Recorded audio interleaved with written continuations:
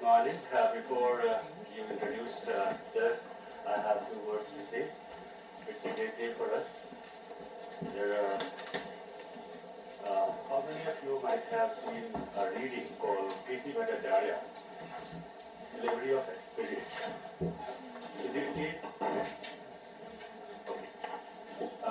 It's counterpart in a way what Edward Said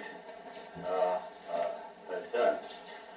Now, the problem for us is that we keep reading, studying, learning, Western way of knowing, doing research, acquiring knowledge. There is a whole range of system of knowledge in our own tradition. And how can we relate it?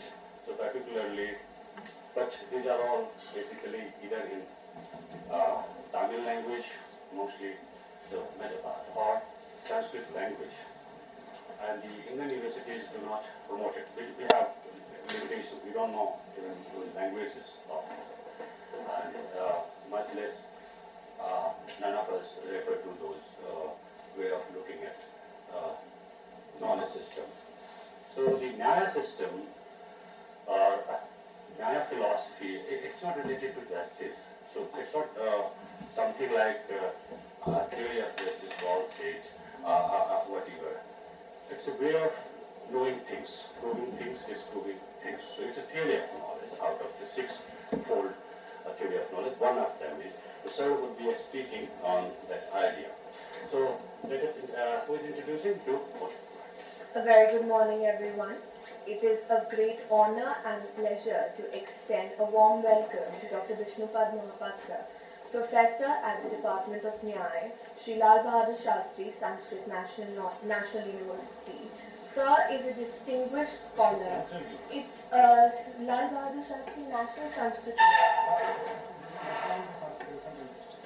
University. Sir is a distinguished scholar and a dedicated educator whose contribution to the field of philosophy, particularly in Navya Nyaya, Prachin Nyaya, Vaisheshika, and Indian philosophy, have left an indelible mark.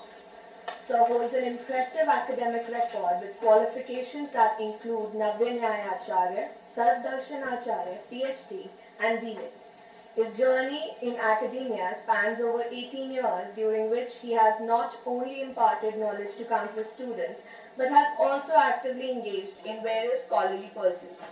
His expertise extends to the realms of Nyaya, and his notable work includes the book Nyaya Siddhant Muktavali and Anuman Khand Ending Book. It is also noteworthy that Professor Mohapatra has been honored with the Maharishi Badrayan Vyas Samman, a distinguished award that reflects his significant contributions to the field.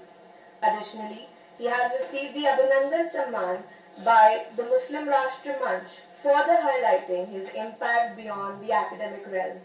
I welcome Sir to deliver this session on progressiveness in Nyaya philosophy and its utility. We have also with us Dr. Vishnu Prakash ji from UCL. And recently submitted his thesis again on one of the aspects of Nyaya. Thank you. Welcome, sir.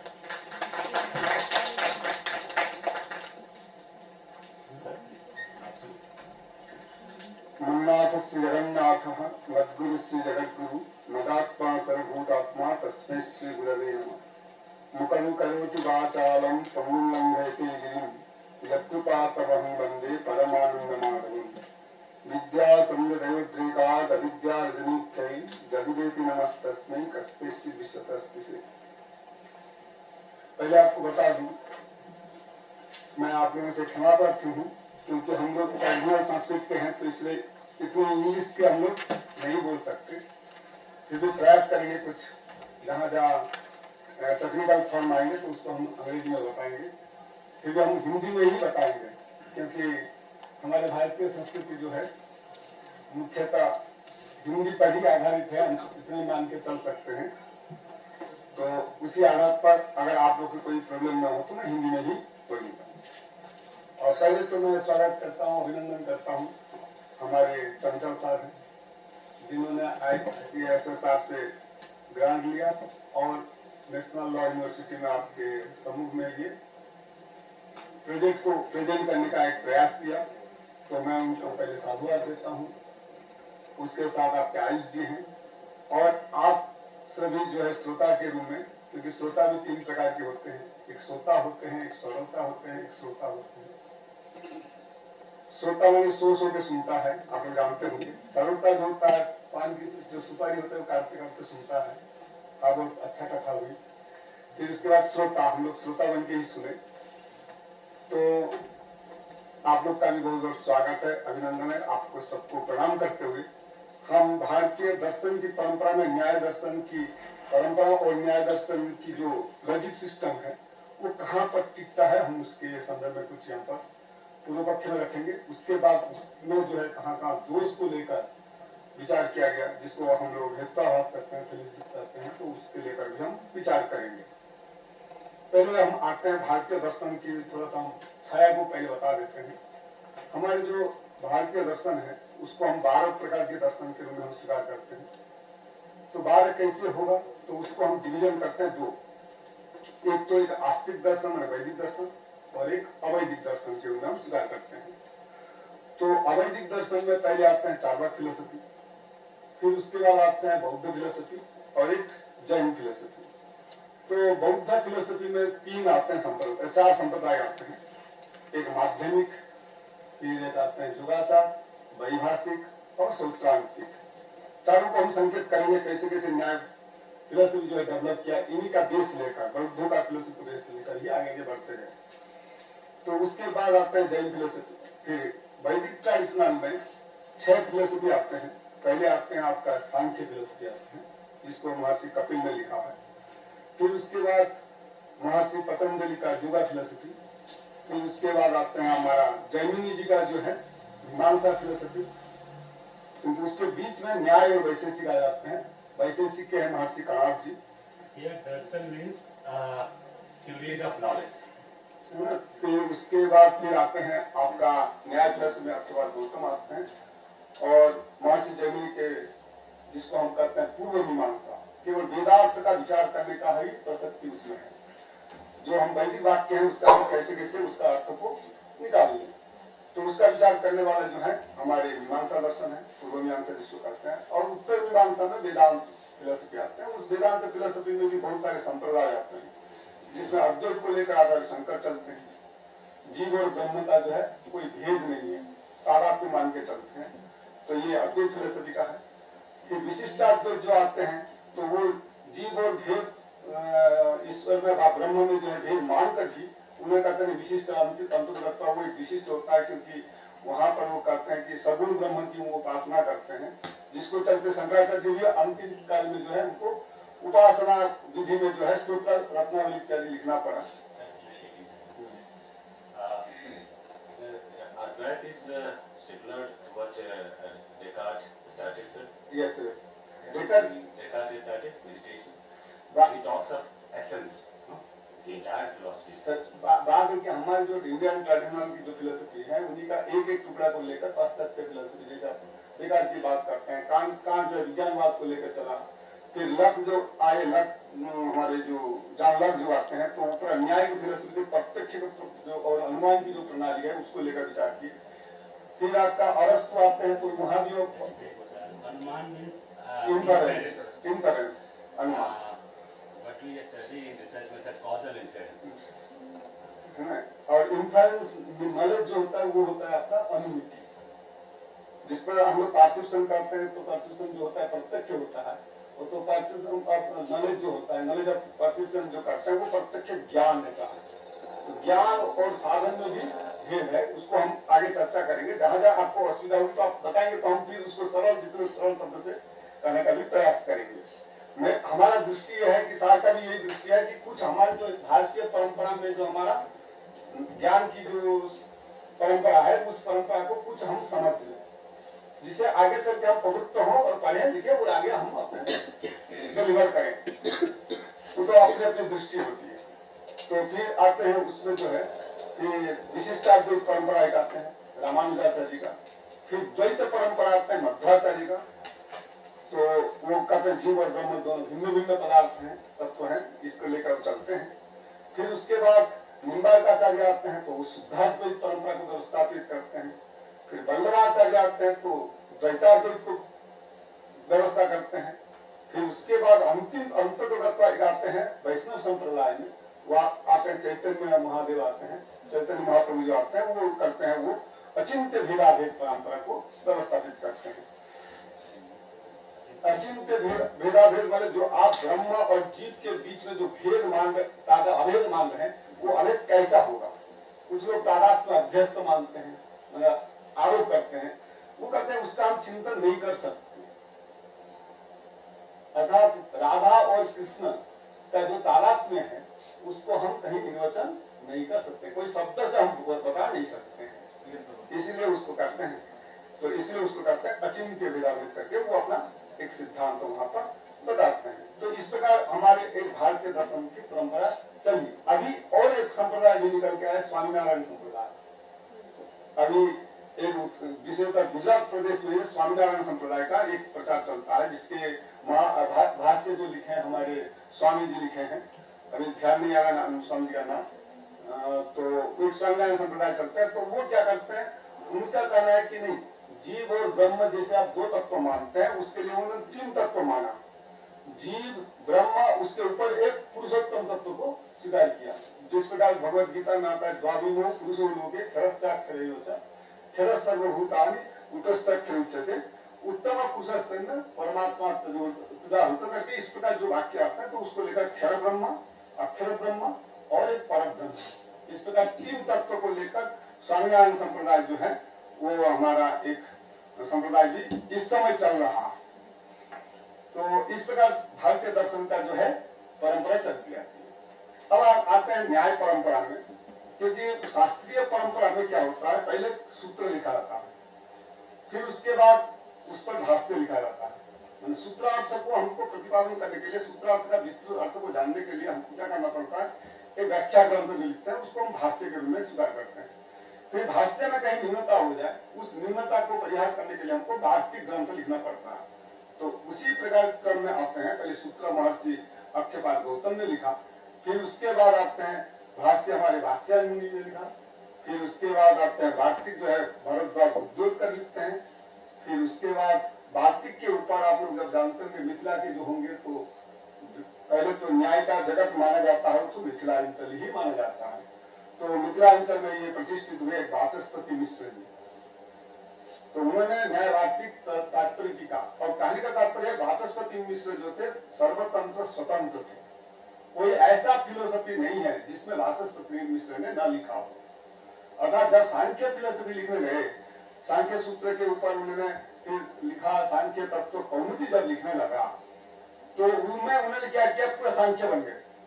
सांख्य का जो 25 तत्व है, प्रकृति पुरुष जो है और प्रकृति पुरुष के बीच में जितने भी है महत्व अहंकार इत्यादि जो तन्मात्रा इत्यादि जो सारे तत्व हैं, उन तत्वों को उन्होंने क्या किया, उन्होंने सांख्य के दृष्टि में ही लिखा। उस समय वो न्याय की वासना को छोड़ दी। फिर वैशेषिक में जब गए, वैशेषिक लिख लिए। फिर जब वेदांत में लिखे, ब्रह्म सूत्र के ऊपर उन्होंने शंकर भाष्य के ऊपर भामती टीका लिखी, तो उस समय पूरा वेदांति बन गए। तो इसीलिए उनको उपाधि दी गई थी सर्वतंत्र स्वतंत्र जो है वाचस्पति मिश्र जी है। तो और एक चीज उनको बताया जा सकता है, आप लोग बैठे हैं, आप लोग बहन हैं, तो मैं बता दूं, देखिए हमारे नारी समाज में भी उस समय क्या स्थिति थी वो देखिए। वाचस्पति मिश्र जी की पत्नी थी भामती, केवल कथक उनके जीवनी में कुछ कथोपकथन में हम इस चीज को बता रहे हैं। तो वाचस्पति मिश्र जी उस समय क्या था, साध्य नहीं था, साधन था। साध्य साधन में वो बात, न्याय की जो फिलोसफी में साध्य साधन उसकी बात नहीं कर रहा हूँ, साध्य साधन का बात है। इस समय हमारे पास साध्य क्या है, इतने पैसा है, अर्थ है, हम उसको यूज कर सकते हैं। जिस चीज को हमको करना चाहिए हम उससे दूर हो रहे हैं। जो मेहनत करना चाहिए वो मेहनत नहीं करते हैं, कम मेहनत करे ज्यादा पैसा मिल जाए, ये इस समय की वो स्थिति है। पहले क्या होता था, पैसा की अपेक्षा नहीं करते थे, धन दौलत की अपेक्षा नहीं करते थे, साधना करते थे। तो वो साधन था कि अध्ययन करना है, कुछ लिखना है, कुछ समाज को देना है, ये हमारी दृष्टि उस समय आचार्यों का थी। तो उस समय वाचस्पति मिश्र जी, उस समय होता था ना, दिया जला के लोग पढ़ते थे, दिया जला के लिखते थे, उस समय ये सब स्थिति थी। तो एक दिन क्या क्या हुआ, दिया में लिखते लिखते, वो पढ़ते लिखते समय उनके दिया में तेल खत्म हो गया, और दिया जो है बुझने की अवस्था में जब आ गई, तो भामती जी पीछे से आके उसमें दिया में तेल डाल दी। तो वाचस्पति मिश्र जी ऐसे ताके, कहेंगे आप कौन? तो भामती जी, आप पहचान नहीं पाए, मैं आपकी धर्मपत्नी हूँ, आप भामती हो, चलो आज आपको अमर कर देता हूँ, मैं भामती लिख देता हूँ। तो ब्रह्मा सूत्र सांकर भाष्य के ऊपर उन्होंने भामती लिख के भामती को अजर अमर कर दिए। तो ये सम्मान भी उस समय आचार्यों की थी जरूर। तो उसके बाद वाचस्पति मिश्र जी के बाद एक आए, जब बौद्धों का पूरा प्रकट था, क्यों ये न्याय सूत्र आया, शून्यवादी जो बौद्ध थे उनका, माध्यमिक बौद्ध नागार्जुन जो थे, उनका एक सिद्धांत था कि हम सारा संसार जो है इसमें कुछ है ही नहीं, सब शून्य ही है, ये जगत जो है पूरा शून्य ही है, कोई वस्तु की सत्ता को हम स्वीकार नहीं करेंगे। तो उसको व्यवस्थित करने के लिए, उस वस्तु सत्ता जो हम देख रहे हैं व्यवहार जगत में, हम जो देखते हैं ये वस्तु है, पुस्तक है, किताब है, जैसे आप कंप्यूटर, आज के जमाने में कंप्यूटर को देख रहे हैं, तो ये वस्तु सत्ता तो है, मनुष्य की भी सत्ता है, जीवों की भी सत्ता है, तो इन सत्ता को आप कैसे शून्य कर रहे हैं? तो उसके लिए उन्होंने फिर न्याय सूत्र की अवधारणा की। तो न्याय सूत्र में उन्होंने पहले जो कैटेगरी बनाया वो 16 कैटेगरी बना दिया। तो 16 कैटेगरी में पहले ले आए प्रमाण। क्यों प्रमाण को पहले रखा, ये भी प्रश्न होगा। कोई भी वस्तु को हम सत्ता को सिद्ध करने के लिए हमको प्रमाण चाहिए, बिना प्रमाण के तो हम किसी भी वस्तु सत्ता को सिद्ध नहीं कर सकते। आप मुझे बताइए, आप यहाँ हैं, तो ये जो हमको देख रहे हैं ना, आप लोग बैठे हैं, कहीं कहीं से आप आए हैं, भारत के किसी कोण से आप आए हैं, तो हम आपको देख रहे हैं, इसका मतलब आपकी सत्ता है। तो उस देखने के लिए हमको किस प्रमाण से हम सिद्ध करेंगे, उसके लिए हमने 4 प्रमाण की व्यवस्था कर दी। तो जो हम प्रमाण के जो लेते हैं, तो ये जो वैलिड नॉलेज होता है, वैलिड नॉलेज के जो इंस्ट्रूमेंट होते हैं, उसी को ही हम प्रमाण के रूप में स्वीकार करते हैं। तो वो प्रमाण को नैयायिकों ने 4 के कैटेगरी में रखा, प्रत्यक्ष, अनुमान, उपमान और शब्द। हाँ, परसेप्शन आप जान रहे हैं, और प्रत्यक्ष हो गया, और परसेप्शन ऑफ वैलिड नॉलेज जो होता है वो होता है प्रत्यक्ष ज्ञान, और इन्फरेंस जो हो गया आपका अनुमान, और इन्फरेंशियल नॉलेज जो होता है वो आपका होता है अनुमिति। 4 साधन होंगे, 4 उसके साध्य भी होंगे। अगर 4 हो गया आपका प्रत्यक्ष, अनुमान, उपमान और शब्द, तो उसी प्रकार आपका उससे होने वाले जो आपका ज्ञान होंगे वो भी 4 होंगे, प्रत्यक्ष, अनुमिति, उपमिति और शास्त्र। जिसको हम कहते हैं कि उपमिति जब कहते हैं तो उपमिति को क्या कहेंगे इंग्लिश में?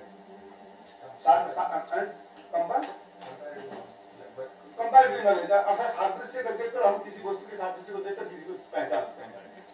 और जो आपका कोई भी शब्द हम प्रयोग करते हैं, उससे जो शब्दार्थ का हमको ज्ञान हो रहा है, वो उसको कहते हैं शब्दबोध, जो शब्दबोध कहते हैं। बाइबल टेस्टिमनी करते हैं। तो इस प्रकार उन्होंने 4 ले आए। तो इन प्रमाण को पहले कहा, फिर उसके बाद प्रमेय की बात कही, ऑब्जेक्ट। जो वस्तु को हम प्रमाण के द्वारा सिद्ध करेंगे उसको उन्होंने ले आया, ऑब्जेक्टिव नॉलेज करके प्रमेय को ले आया। नॉलेज का जो आपका ऑब्जेक्ट है उसी को उन्होंने प्रमेय के रूप में रखा। फिर उसके बाद प्रमाण प्रमेय से काम नहीं चलेगा, क्योंकि किसी भी वस्तु को जानने के लिए पहले संशय होना जरूरी है। तो संशय के बिना हमारी तो प्रवृत्ति होती नहीं है, बिना डाउट के आप प्रवृत्ति ही नहीं होंगे। तो इसके लिए हमको पहले डाउट को ले आए, संशय पदार्थ को ले आए। फिर संशय के बाद उन्होंने फिर कहा परपोज क्या होगा, मोटिवेट क्या करेंगे, तो उसके लिए उन्होंने प्रयोजन को लाया। फिर उसके बाद उन्होंने लाया कि इससे तो काम नहीं चलेगा। फिर उसके बाद उन्होंने फिर प्रमाण, प्रमेय, संशय, प्रयोजन, दृष्टांत पदार्थ को लाए, जिसको हम एग्जाम्पल करते हैं। तो दृष्टांत लाए। फिर उसके बाद कंक्लूजन से चाहिए, तो उसके लिए उन्होंने सिद्धांत पदार्थ को भी ले आए। तो आप लोग इंग्लिश भी मैं जितना हो सके उतना उसका ये बता देता हूं। फिर सिद्धांत लाए, तो ये एस्टैब्लिश कंक्लूजन करके उसको सिद्धांत को हम लोग करते हैं। फिर उसके बाद एक अवैध पदार्थ ले आते हैं। तो अवैध पदार्थ जो आते हैं वो कंपोनेंट ऑफ सिलोजिज्म जो आप कहते हैं वो अवैध पदार्थ को भी स्वीकार किया। फिर उसके बाद तर्क लाते हैं, आर्गुमेंट, फिर निर्णय लाते हैं। ये हो गया आपका डिसेसिव नॉलेज जो है वो आपका निर्णय ले आते हैं, जिसको हम निश्चय भी कहते हैं। फिर बाद लाते हैं, कथा में 3 आती है। हम पहले अर्थ बताए थे, फिर इंग्लिश में आते हैं। हमारे यहाँ जो हम लोग कथा कहते हैं ना, वो 3 प्रकार की कथा होती है। एक बाद कथा होती है, और एक जल्प कथा होती है, और एक वितंडा कथा होती है। 3 प्रकार की कथा होती है। तो बाद कथा जब होती है तो वहाँ पूर्व पक्ष और उत्तर पक्ष नहीं होते हैं। जो हम डिबेट करते हैं तो उसमें जो है, जहाँ पर कोई पूर्व पक्ष और उत्तर पक्ष की बात नहीं होती है, केवल हमारे यथार्थ वस्तु को जानने की जो कथा कही जाती है, जिसमें क्या भागवत की कथा आप लोग सुनते होंगे, तो वो कथा जो होती है वो आपका बाद कथा होती है। क्योंकि उसमें हमको लाभ, पराजय, मान हानि की कोई आकांक्षा ही नहीं होती है, तो उसको हम क्या कहते हैं, बाद कथा कहते हैं। और जो जल्प कथा कहता है, जहाँ परस्पर में डिबेट होता है, तो उसको हम क्या कहते हैं, एक आप पक्ष देंगे, फिर हम उसका समाधान करेंगे। जो प्रश्न उत्तर होता है तो वो होता है आपका जल्प कथा होती है। और वितंडा कथा होती है, आप जो कह रहे हैं वो भी गलत है, वो भी जो कह रहे हैं वो भी गलत है, Deconstruction. है ना। और आपका अपना ओपिनियन क्या है, तो मेरा कुछ ओपिनियन नहीं है। Who was the famous Latanda? ये श्रीहर्ष का जो आपका खंड खत्यम जो ग्रंथ है, वो आपका जो है वैतरणी कथा है। जो नैयायिक कहता है वो गलत है, वेदांती कहता है वो सब गलत है, अपना व्यू क्या है, नहीं कुछ।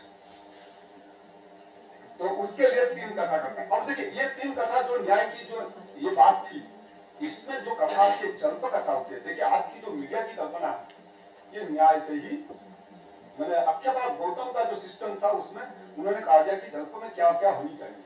उसके लिए कहीं 4 अंग होना चाहिए, कहीं 5 अंग होना चाहिए, ये जो बताया गया। एक वादी होना चाहिए, एक प्रतिवादी होना चाहिए, एक मध्यस्थ होना चाहिए, और एक सभापति होनी चाहिए। 4 चीज तो हमारे मीडिया में भी है भाई। एक भाजपा के होते हैं, एक कांग्रेस के होते हैं, उसी प्रकार एक मध्यस्थ जो एंकर होता है, और उसको फिर निर्णय करने के लिए एक सभापति होते हैं कि नहीं। तो ये जो हमारे जो जल्प कथा की जो चित्रण है, वो चित्रण भी आज के युग में, मीडिया के युग में परिवर्तित हुआ है। हम परेशानी क्या हुई, हमने न्यूटन थ्योरी को रट लिया। न्यूटन थ्योरी को तो हमने फल पड़ा, क्योंकि गुरुत्वाकर्षण शक्ति है, उसको तो हमने रट लिया। किंतु हमारे जो वैशेषिक वैदिक ट्रेडिशन में जो फिलोसफी है ना, गुरुत्वाकर्षण शक्ति, उसको हमने स्वीकार नहीं किया। क्योंकि पिपलाद से शुरू हुआ, वैदिक ट्रेडिशन में पिपलाद से शुरू हुआ, फिर उसके जाकर कणाद ने उसको फिर लिखा, सीधे लिखा। आद्य पतन असमवाय कारण जो है गुरुत्व है, प्रथम पतन का जो असमवाय कारण होता है उसको हमने गुरुत्व के रूप में हम स्वीकार किए, तो उसको तो हमने रटा नहीं। तो ये हमारी न्यूनता है। भारतीय संस्कृति में क्या, कहाँ का, किसका प्रभाव पड़ा, कौन शासक का प्रभाव पड़ा, जो भी हो, किंतु सारी चीज जो है हमारे इंडियन सिस्टम से ही चला। एक तो ये है, तो बाद कथा में वितंडा कथा हो गया। इसके लिए उन्होंने जो ये रखा है, बाद कथा आर्गुमेंट फॉर ट्रूथ करके भी रख सकते हैं, या डिस्कशन करके रख सकते हैं। आर्गुमेंट मैंने बोथ कंस्ट्रक्टिव एंड डिस्ट्रक्टिव दोनों करके जल्प को रखा है। फिर वितंडा को रखा है। मैं डिस्ट्रक्टिव आर्गुमेंट जो होता है वो करता है आपका वितंडा है। फिर हेत्वाभास आता है, हेत्वाभास के फेलिसियस रीजन करके वो आते हैं हेत्वाभास, उसको हम आगे चर्चा करेंगे। फिर एक छल आता है। छल में भी हम क्या करते हैं, है ना, कहा गया किसी को, अरे 9 कंबल ले आओ, नव कंबल जिसको हम प्रयोग करते हैं। नव शब्द का 2 अर्थ होते हैं, जहाँ नाना अर्थक शब्द होते हैं। तो वहां पर उन्होंने कहा कि नव कंबल लाओ, तो नव शब्द से नए का भी, 9 संख्या का भी बोध होता है, नए का भी बोध होता है। और लेके आ गया 9, चाहिए था उसको नया चाहिए था। तो इस प्रकार भी हम छल कर देते हैं। तो छल को भी हम लोग इंग्लिश में करते हैं स्पेसियस आर्गुमेंट जो होता है, या कुलिंग करके शब्द प्रयोग करते हैं, तो इंग्लिश में इस तरह का प्रयोग करते हैं। चलिए सर, एक क्वेश्चन। हाँ बोलिए। सर, मैंने पढ़ा था कि डिकंस्ट्रक्शन के बारे में नागार्जुन ने तो बताया ही है, शंकराचार्य ने भी बताया है। इन दोनों में डिफरेंस क्या है? आएंगे। आपका अभी तो मैं सूत्र में आ रहा हूँ। अच्छा। अभी उसके बाद जो है हम आते आते आपका अद्वैत थ्योरी का भी जो आपने कहाँ से लेके आए वो भी हम बताएंगे, चिंता न करिए, समझे। इसीलिए एक शब्द आपको इसलिए बोलते प्रच्छन्न बौद्ध कहा जाता है शंकराचार्य को। प्रच्छन्न बौद्ध कहा जाता है। इसमें से आप समझ जाएंगे पीछे जाके बौद्ध की तरह किए।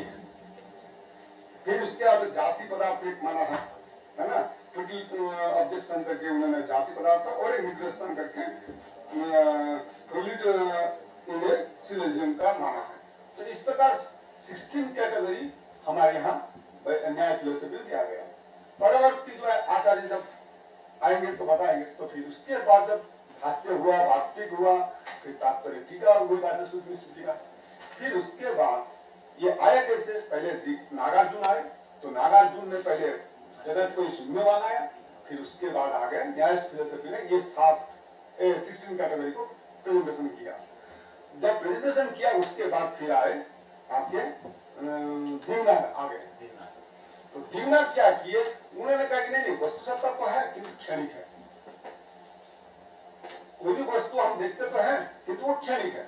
तब नैयायिक ने फिर उस क्षणिक का तात्पर्य क्या रखे रहे ना, जिस क्षण उत्पन्न होगा द्वितीय क्षण में नष्ट हो जाएगा। Point of view. हाँ, इसका मतलब हमने देखा और नष्ट हो गया। तो इसका मतलब भाई वस्तु की सत्ता रहेगी नहीं, उत्पन्न होते हुए नष्ट हो गया, तो उसकी हम सत्ता को कैसे ग्रहण करेंगे। तब उन्होंने दीननाथ के मत को खंडन करने के लिए आपके आगे व्याख्यान दिया है। Roman scholar who says that you cannot take bath in the same river twice. It's not static. It changes every moment. I think you are referring to that. In fact, regarding the same thing, there is another French philosopher, Pierre Bourdieu, who has also spoken about the same thing, that the point of view can never be repeated even by the same person who has constructed it, because it is a function of time, and function will never be the same.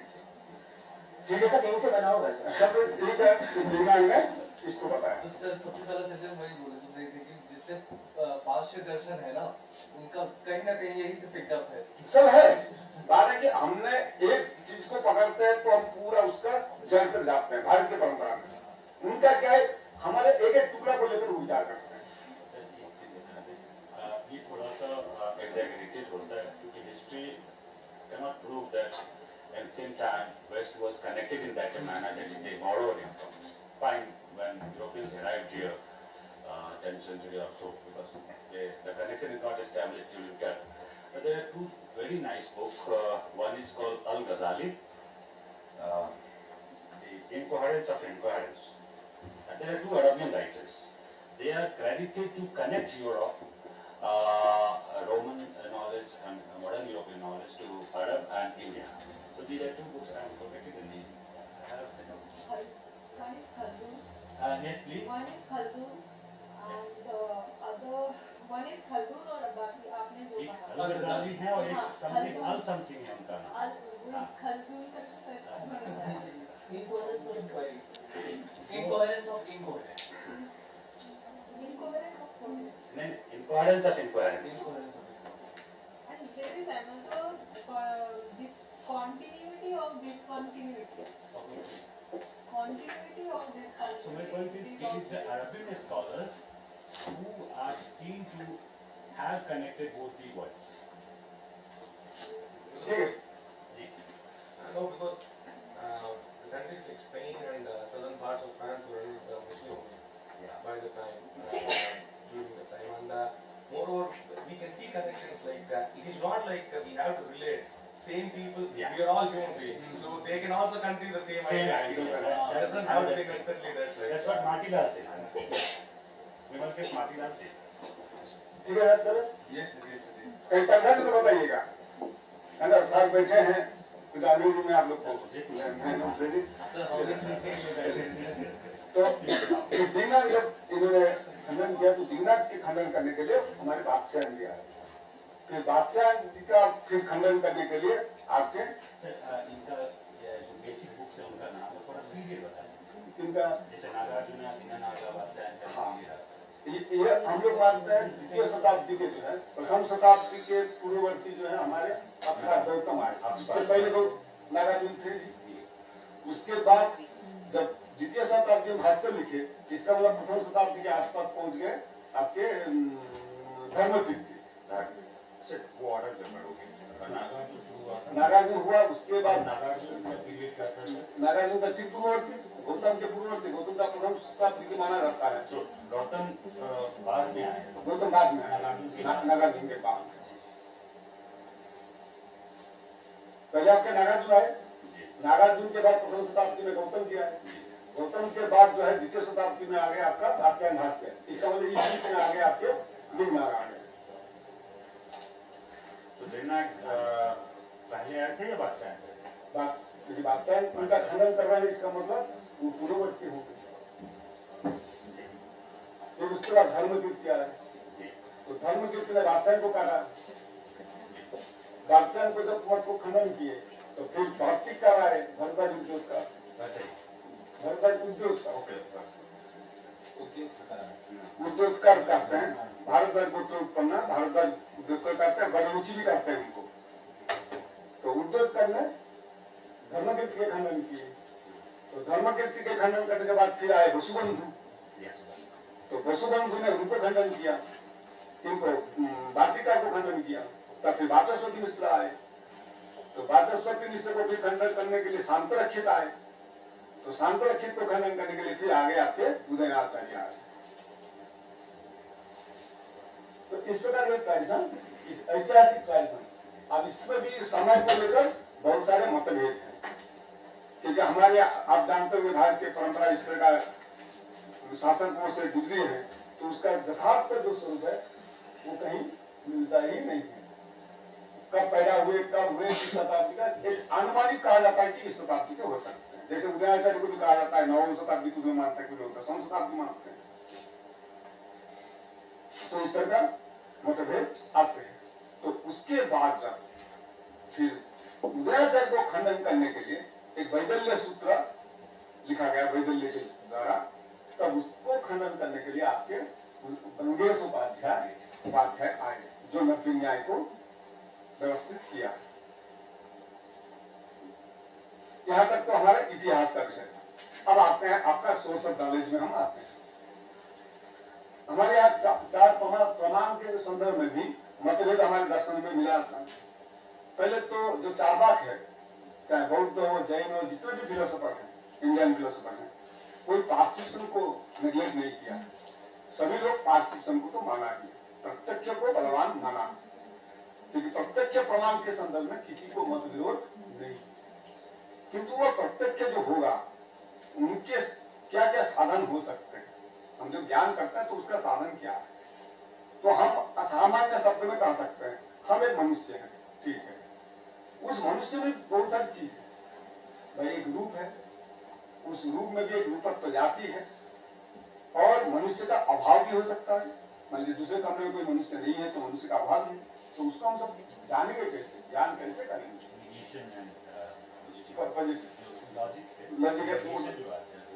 उसको लेकर हम, क्योंकि वस्तु ज्ञान जब तक नहीं होगा, वस्तु का अभाव का ज्ञान नहीं होगा, तो पहले वस्तु सत्ता को पहले ज्ञान करो, तो कहा ठीक है। उसके लिए नैयायिकों ने और बौद्धों ने दोष खड़े हो गए कि एक आता है कि नहीं, इंद्रिय नहीं जाता है, विषय इंद्रिय के पास आता है, अर्थात सब्जेक्ट जो है वो अर्गन के पास आ जाता है, सेंस के पास आता है। ये कौन करता है? ये बौद्ध करते हैं। और नैयायिक जो है वो कहता है कि नहीं, सेंस जाता है सब्जेक्ट। इसी को दृष्टि में रखते हमारे शब्दों में कहा था इंद्रियाणाम प्राप्यकारित्व अप्राप्यकारित्व। सर यही सब्जेक्ट और ऑब्जेक्ट का जो रिलेशनशिप होता है इसको सोशियोलॉजी में रिफ्लेक्सिविटी भी कहते हैं। कहते हैं, ठीक है। अब हम देखते हैं, ठीक है। अब हम आप ही पर घटाते हैं, आपको हम देख रहे हैं, कौन सा सेंस से देख सकते हैं? आंखों से देख सकते हैं। तो इसीलिए हमने फिर इंद्रिय की कल्पना कर दी, कितने इंद्रिय हो सकते हैं। तो उसके लिए सांख्य थ्योरी जो है 11 इंद्रिय बताता है, और न्याय फिलोसफी जो है 5 इंद्रिय बताता है, और एक अंतरिंद्रिय 6 बताता है। तो उसके लिए हमने पहले चक्षुंद्रिय को रखा, फिर दूसरे इंद्रिय रखा हमने, तो इंद्रिय रखा, फिर आपका रसनेंद्रिय है, ये तो आप लोग समझते होंगे, जीवा एक अंतर जो इंद्रिय रखता है उसको मन को रखता है, माइंड को। कुछ लोग जो है मन और आत्मा को एक मानते हैं, जो कि न्याय फिलोसफी ऐसा नहीं माना। ज्ञान आत्मा अलग चीज है और मन अलग चीज है, सोल अलग चीज है और माइंड अलग चीज है। सर ये डिफरेंस क्या होगा इसमें सोल में और मन में? मन में हम बताते हैं। तो उसके लिए जो है हमारे यहाँ क्या है, ज्ञान जो होता है वो रहता कहाँ, चेतन हम किसको मानते हैं, कॉन्शियसनेस किसको मानते हैं। तो हमारे सामने तीन चीज खड़े हो गए, एक शरीर हो गया, एक इंद्रिय हो गया और एक मन हो गया। तो तीनों में हम किसको माने, माइंड। इसके अतिरिक्त हम किसी को आत्मा माने। तो कहते शरीर को आप चेतन मान लीजिए, शरीर ही काम करता है ना। जहां दिव्य सुगम दिव्य ऋणन कृत्वा घृतम विरोध भस्मीभूत अस्य देहस्य पुनरागमनम कृता। ये हम लोग शास्त्र में बताते हैं, भाई यही तो शरीर है जो करता है, खाओ पियो मस्त लो लोन लो। आजकल वही 4 लाख चीज में हम चलते हैं, बैंक से लोन देते हैं, मकान बनाते हैं। तो वही कहता तो चेतन यही है। तो कहता ठीक है, क्योंकि आपको देखना कि कोई भी चीज निर्णय करेंगे उसके पहले हम सार्वत्रिक होना चाहिए, सार्वभौमिक होना चाहिए, एक देशी नहीं होना चाहिए। का यदि शरीर को चेतन करोगे तो मर जाने के बाद तो सब है ना, वो भी तो शरीर है, बड़ी है, तो आप उसको चेतन क्यों नहीं मानते हो। तो एक जगह पर तो आप चैतन्य मानोगे, एक जगह पर चैतन्य नहीं मानोगे, तो ये कैसे होगा। इसीलिए शरीर को मैंने हटा दिया। इंद्रिय को मान लीजिए, ठीक है इंद्रिय को मान लेता हूं। अभी मैंने कोई चीज को देखा, मैंने लाल कलर का देखा, बाद में कुछ दिन के बाद मेरा आंख फूट गया, बाद में भी हमको ज्ञान होता है कि गुलाब फूल तो लाल है, इंद्रिय तो वहां है, इंद्रिय संबद्ध तो है नहीं, फिर भी आपको ज्ञान हो रहा है कि नहीं।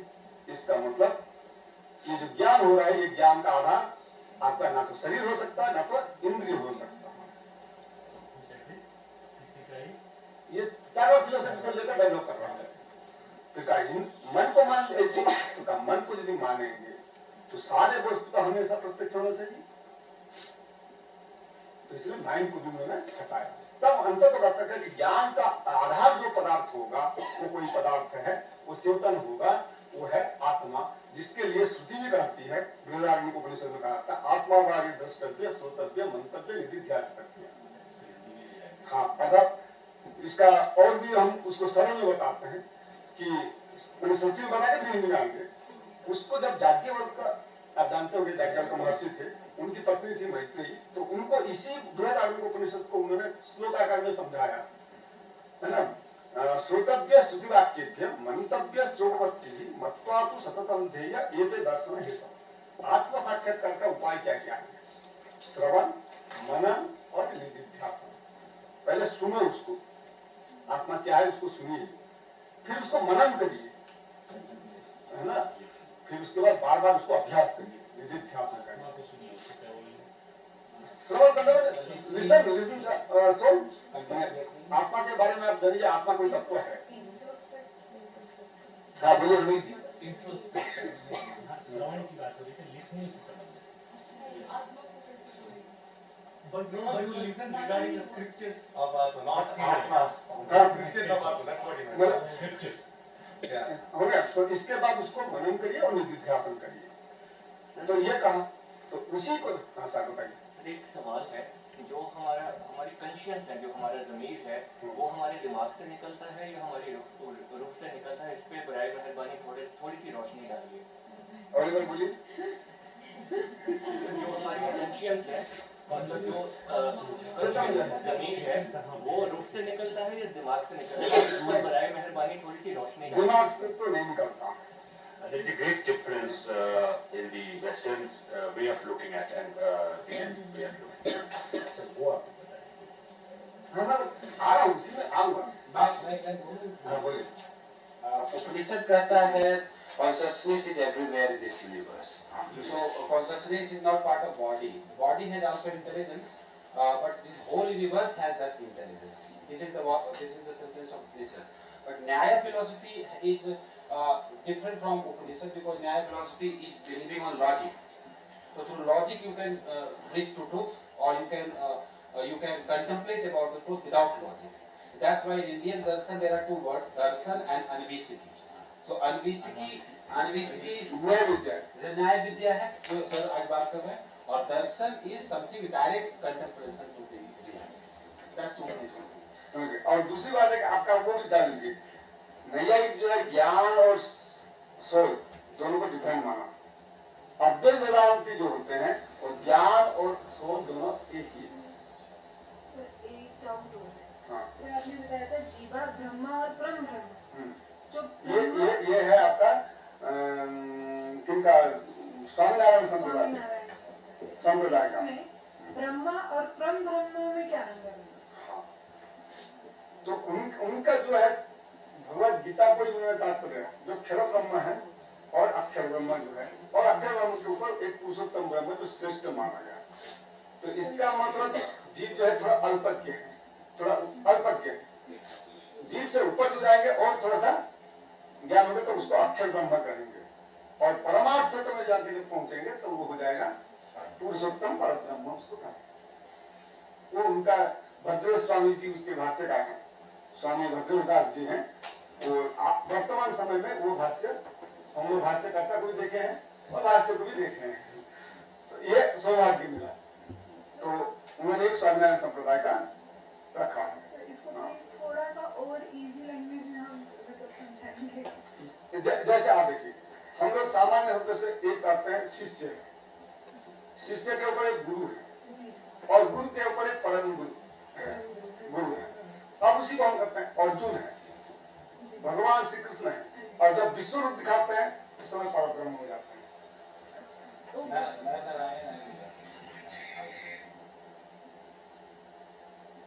समझ आए? अर्जुन जीवा और अर्जुन जीव हो गए, कृष्ण ब्रह्म हो गए, और परब्रह्म जब नारायण के देवता को दिखाते हैं, सारे विश्व रूप दिखाते हैं, तो उसको हम परब्रह्म के रूप में स्वीकार करते हैं। उनका थ्योरी उस तरह का डेवलपमेंट है ना, क्योंकि जब जीव अवस्था में रहता है तो शिष्य के रूप में अर्जुन को मानते हैं। उपदेशक कौन है? भगवान कृष्ण है, तो वो तो जागतिक संसार में रहते हुए दिखा रहे हैं। और फिर जब परमात्मा जब विश्व रूप को दिखाते हैं तो उस समय दिखाते हैं मैं केवल भगवान कृष्ण नहीं हूँ, मैं शंकर भी हूँ, मैं इंद्र भी हूँ, मैं अग्नि भी हूँ, सब कुछ हूँ। पूरा सिनेरियो उन्हीं की वजह से हुआ था, तो परम ब्रह्म। तो इस प्रकार की भी वो लोग विचार करते हैं, किंतु अद्वैत वेदांत तो ऐसा नहीं करते हैं। अद्वैत वेदांत का अपना अपना थ्योरी सबका है, किंतु सामने जो प्रश्न था सामने भी बताया कि ज्ञान और आत्मा दोनों को लेकर हमने अलग इसलिए माना क्योंकि ज्ञान हमको बाद में होता है। ज्ञान कराने वाले व ज्ञान रखने वाला आधार तो कोई होना चाहिए, बिना आधार के तो कोई नहीं हो सकता। अब उसी पर मैं एक चुटकुला आपको बताता हूँ, आप लोग समझ जाएंगे, चुटकुला के माध्यम से समझ जाएंगे। एक किसान है, किसान का काम है हल जोतना। तो खेत में गर्मी के दिन था, चाहे मई जून की महीना था, तो खेत जोत रहा था। तो वृद्ध था, तो अधिक रौद्र का ताप होता है तो कर नहीं पाता है। तो उन्होंने क्या किया, बैल के गले में घंटी बांध दिया। तो बैल के गले में घंटी बांध कर आकर सो जाता था, कहाँ? पेड़ के नीचे सो जाता था। सोचता था कि जब तक गले घंटी की आवाज आता रहेगा तब तक वो चलता रहा तो मैं आराम करता रहूंगा, फिर जाऊंगा 2 बार पीट दूंगा, फिर चलाऊंगा, तो बैल चलते रहेंगे। दूर से किसी ने देखा कि ये बार बार जाता है, पीटता है, आके फिर पेड़ के नीचे बैठ जाता है, क्या कर क्या रहा है? तो जाके पूछा, कहा एक बार बताओ ये माजरा क्या है? तो मैंने कहा कि भाई मैं तो वृद्ध हूँ, थक जाता हूँ, तो बैल के गले में हमने घंटी बांध दिया और वो चलता रहेगा तो मुझे पता लगे कि घंटे का आवाज आएंगे, तो मैं जानता हूँ कि चल रहा है, हमारा खेती जोत रहा है, और जब बंद हो जाता है तो मैं जाके 2 डंडा लगाता हूँ। कहा बताओ, अगर वो खड़े होकर अगर मुंडी को ऐसे हिलाते रहे तो घंटी बजता रहेगा, तो हर काम होता है। तुम्हारा जो न्याय थोड़ी पड़ा है, न्याय शास्त्र पढ़ता तो उसकी बुद्धि समझे, ये भी कटाक्ष आते हैं चुटकुले मैं आपको बता रहा हूँ। तो उसी तरह मैंने कहा कि भाई ज्ञान और ज्ञान का आधार दोनों होना चाहिए। तो वो जो घंटी की आवाज है वो रिसर्च है, और जो बूढ़ा हरवाहा है वो हम सब रिसर्चर्स हैं। तो इसका मतलब तुमने कहा कि दोनों को पदार्थों को अलग किया कि एक ज्ञान जो है, नॉलेज जो है, उस नॉलेज को कराने वाला कोई ना कोई मूलभूत तो तत्व होना चाहिए। तो फिर लेके गया आत्मा, फिर आत्मा से कैसे कैसे आएगा मैं फिर बताऊंगा। आत्मा फिर लिया मन, मन के साथ फिर इंद्रिय, इंद्रिय के साथ फिर विषय, विषय के बाद आपको ज्ञान होता है। ज्ञान का जो प्रत्यक्ष ज्ञान का जो सोर्स बताया उन्होंने, तो आत्मा होना चाहिए। आत्मा के साथ मन का जुड़ना चाहिए, मन के साथ फिर इंद्रिय का जुड़ना चाहिए, फिर इंद्रिय के साथ फिर विषय का जुड़ना चाहिए, फिर विषय तब जाकर आपको विषय का ज्ञान, सब्जेक्ट का ज्ञान हो सकता है। उसके पहले आपको नहीं हो सकता। कैसे? क्या पहले हम लोग सामने बैठे, कोई सामने से चला जाता है, पूछा जाता है कौन गया, कोई गया है? तो कहा नहीं, मुझे नहीं पता। क्यों? ताकत तो है, सामने से कोई निकल जाता है, हमको पता नहीं चलता। इसका मतलब विषय का इंद्रिय के साथ संपर्क नहीं हुआ। इसका मन भी उस समय कहीं दूसरी जगह होगा। तो इसीलिए आपको एक ही रेखा में जाना चाहिए। पहले आत्मा होगी, आत्मा किसको प्रेरित करेगा? मन को प्रेरित करेगा। मन फिर इंद्रिय के साथ संबद्ध होगा, इंद्रिय फिर जाकर विषय के साथ संबद्ध होगा, तब जाकर हम उसको सुन सकते हैं, तब विषय हम ज्ञान कर सकते हैं। तो ये एक सिस्टम उन्होंने नैयायिकों ने बनाया। क्योंकि लगाम जो है, आपको इंद्रिय का भी लगाम रखने के लिए कोई ना कोई चाहिए ना। तो मन और इंद्रिय जो है, ये तो सब इंद्रिय में आते हैं, एक अंतर इंद्रिय है, एक मन है। तो इनको करने के लिए कोई ना कोई लगाम चाहिए ना, कोई पकड़ने वाला चेतन पदार्थ चाहिए। वो चेतन कौन होगा? वो आत्मा ही होगा। तो इसलिए नहीं है कि आत्मा और ज्ञान दोनों को अलग चीज माना है। ठीक है? तो इसके बाद फिर प्रश्न उठता है कि आत्मा जो आपने माना, ज्ञान के आधार के रूप में माना, तो ज्ञान के आधार में कोई भी ज्ञान होता है तो हमें रहेगा। अगर मान लीजिए आत्मा ही ज्ञान होता तो सब हमेशा हमको सभी से ज्ञान होना चाहिए। होता है क्या? नहीं होता है। क्योंकि जिसके साथ हमारा इंद्रिय संबद्ध होगा उसी का ही विषय ज्ञान होगा। जिसके साथ हमारा इंद्रिय संबद्ध नहीं है, हमारे उसका विषय ज्ञान नहीं होगा। क्योंकि हम लोग अभी लॉ के बारे में सुन रहे हैं, न्याय के बारे में सुन रहे हैं, तब विषय का हमको ज्ञान हो रहा है, हमको दूसरे विषय का ज्ञान नहीं हो रहा है। तो इसीलिए फिर कहा कि ठीक है, इंद्रिय से तो काम नहीं चलेगा, इंद्रिय के विषय के साथ में कोई ना कोई रिलेशन होना चाहिए। मन का और इंद्रिय का भी कोई ना कोई रिलेशन होना चाहिए, इंद्रिय का और आत्मा का भी रिलेशन होना चाहिए। फिर का तब प्रश्न उठता है कि आत्मा है, इसमें प्रमाण क्या है? तो क्या आपने तो प्रमाण से ही जाएंगे। तो इसके लिए फिर मैंने कहा कि आत्मा है तो दो प्रकार की स्थिति है, एक अपना आत्मा है और एक दूसरे की आत्मा है। तो अपने आत्मा को तो हम कहते हैं मैं सुखी हूं, मैं दुखी हूं, ये सब अनुभूति हमको होती है। कौन कराता है? मैं हूं। तो मैं हूं मतलब कौन है? मेरे आत्मा है, न तो शरीर। तो ये जो है, ये अपने आत्मा को तो हम अपने अनुभव से, प्रत्यक्ष से हम सिद्ध कर सकते हैं। तो दूसरे आत्मा के लिए हमको क्या चाहिए? अनुमान चाहिए। इसलिए वहीं से शुरू हुआ, दूसरी इंफरेंस की कल्पना वहीं से शुरू हुआ। चलिए वो आगे अनुमान की बात करेंगे। फिर इंद्रिय का विषय के साथ संबद्ध एक ही रिलेशन होगा कि भिन्न भिन्न रिलेशन हो जाएंगे?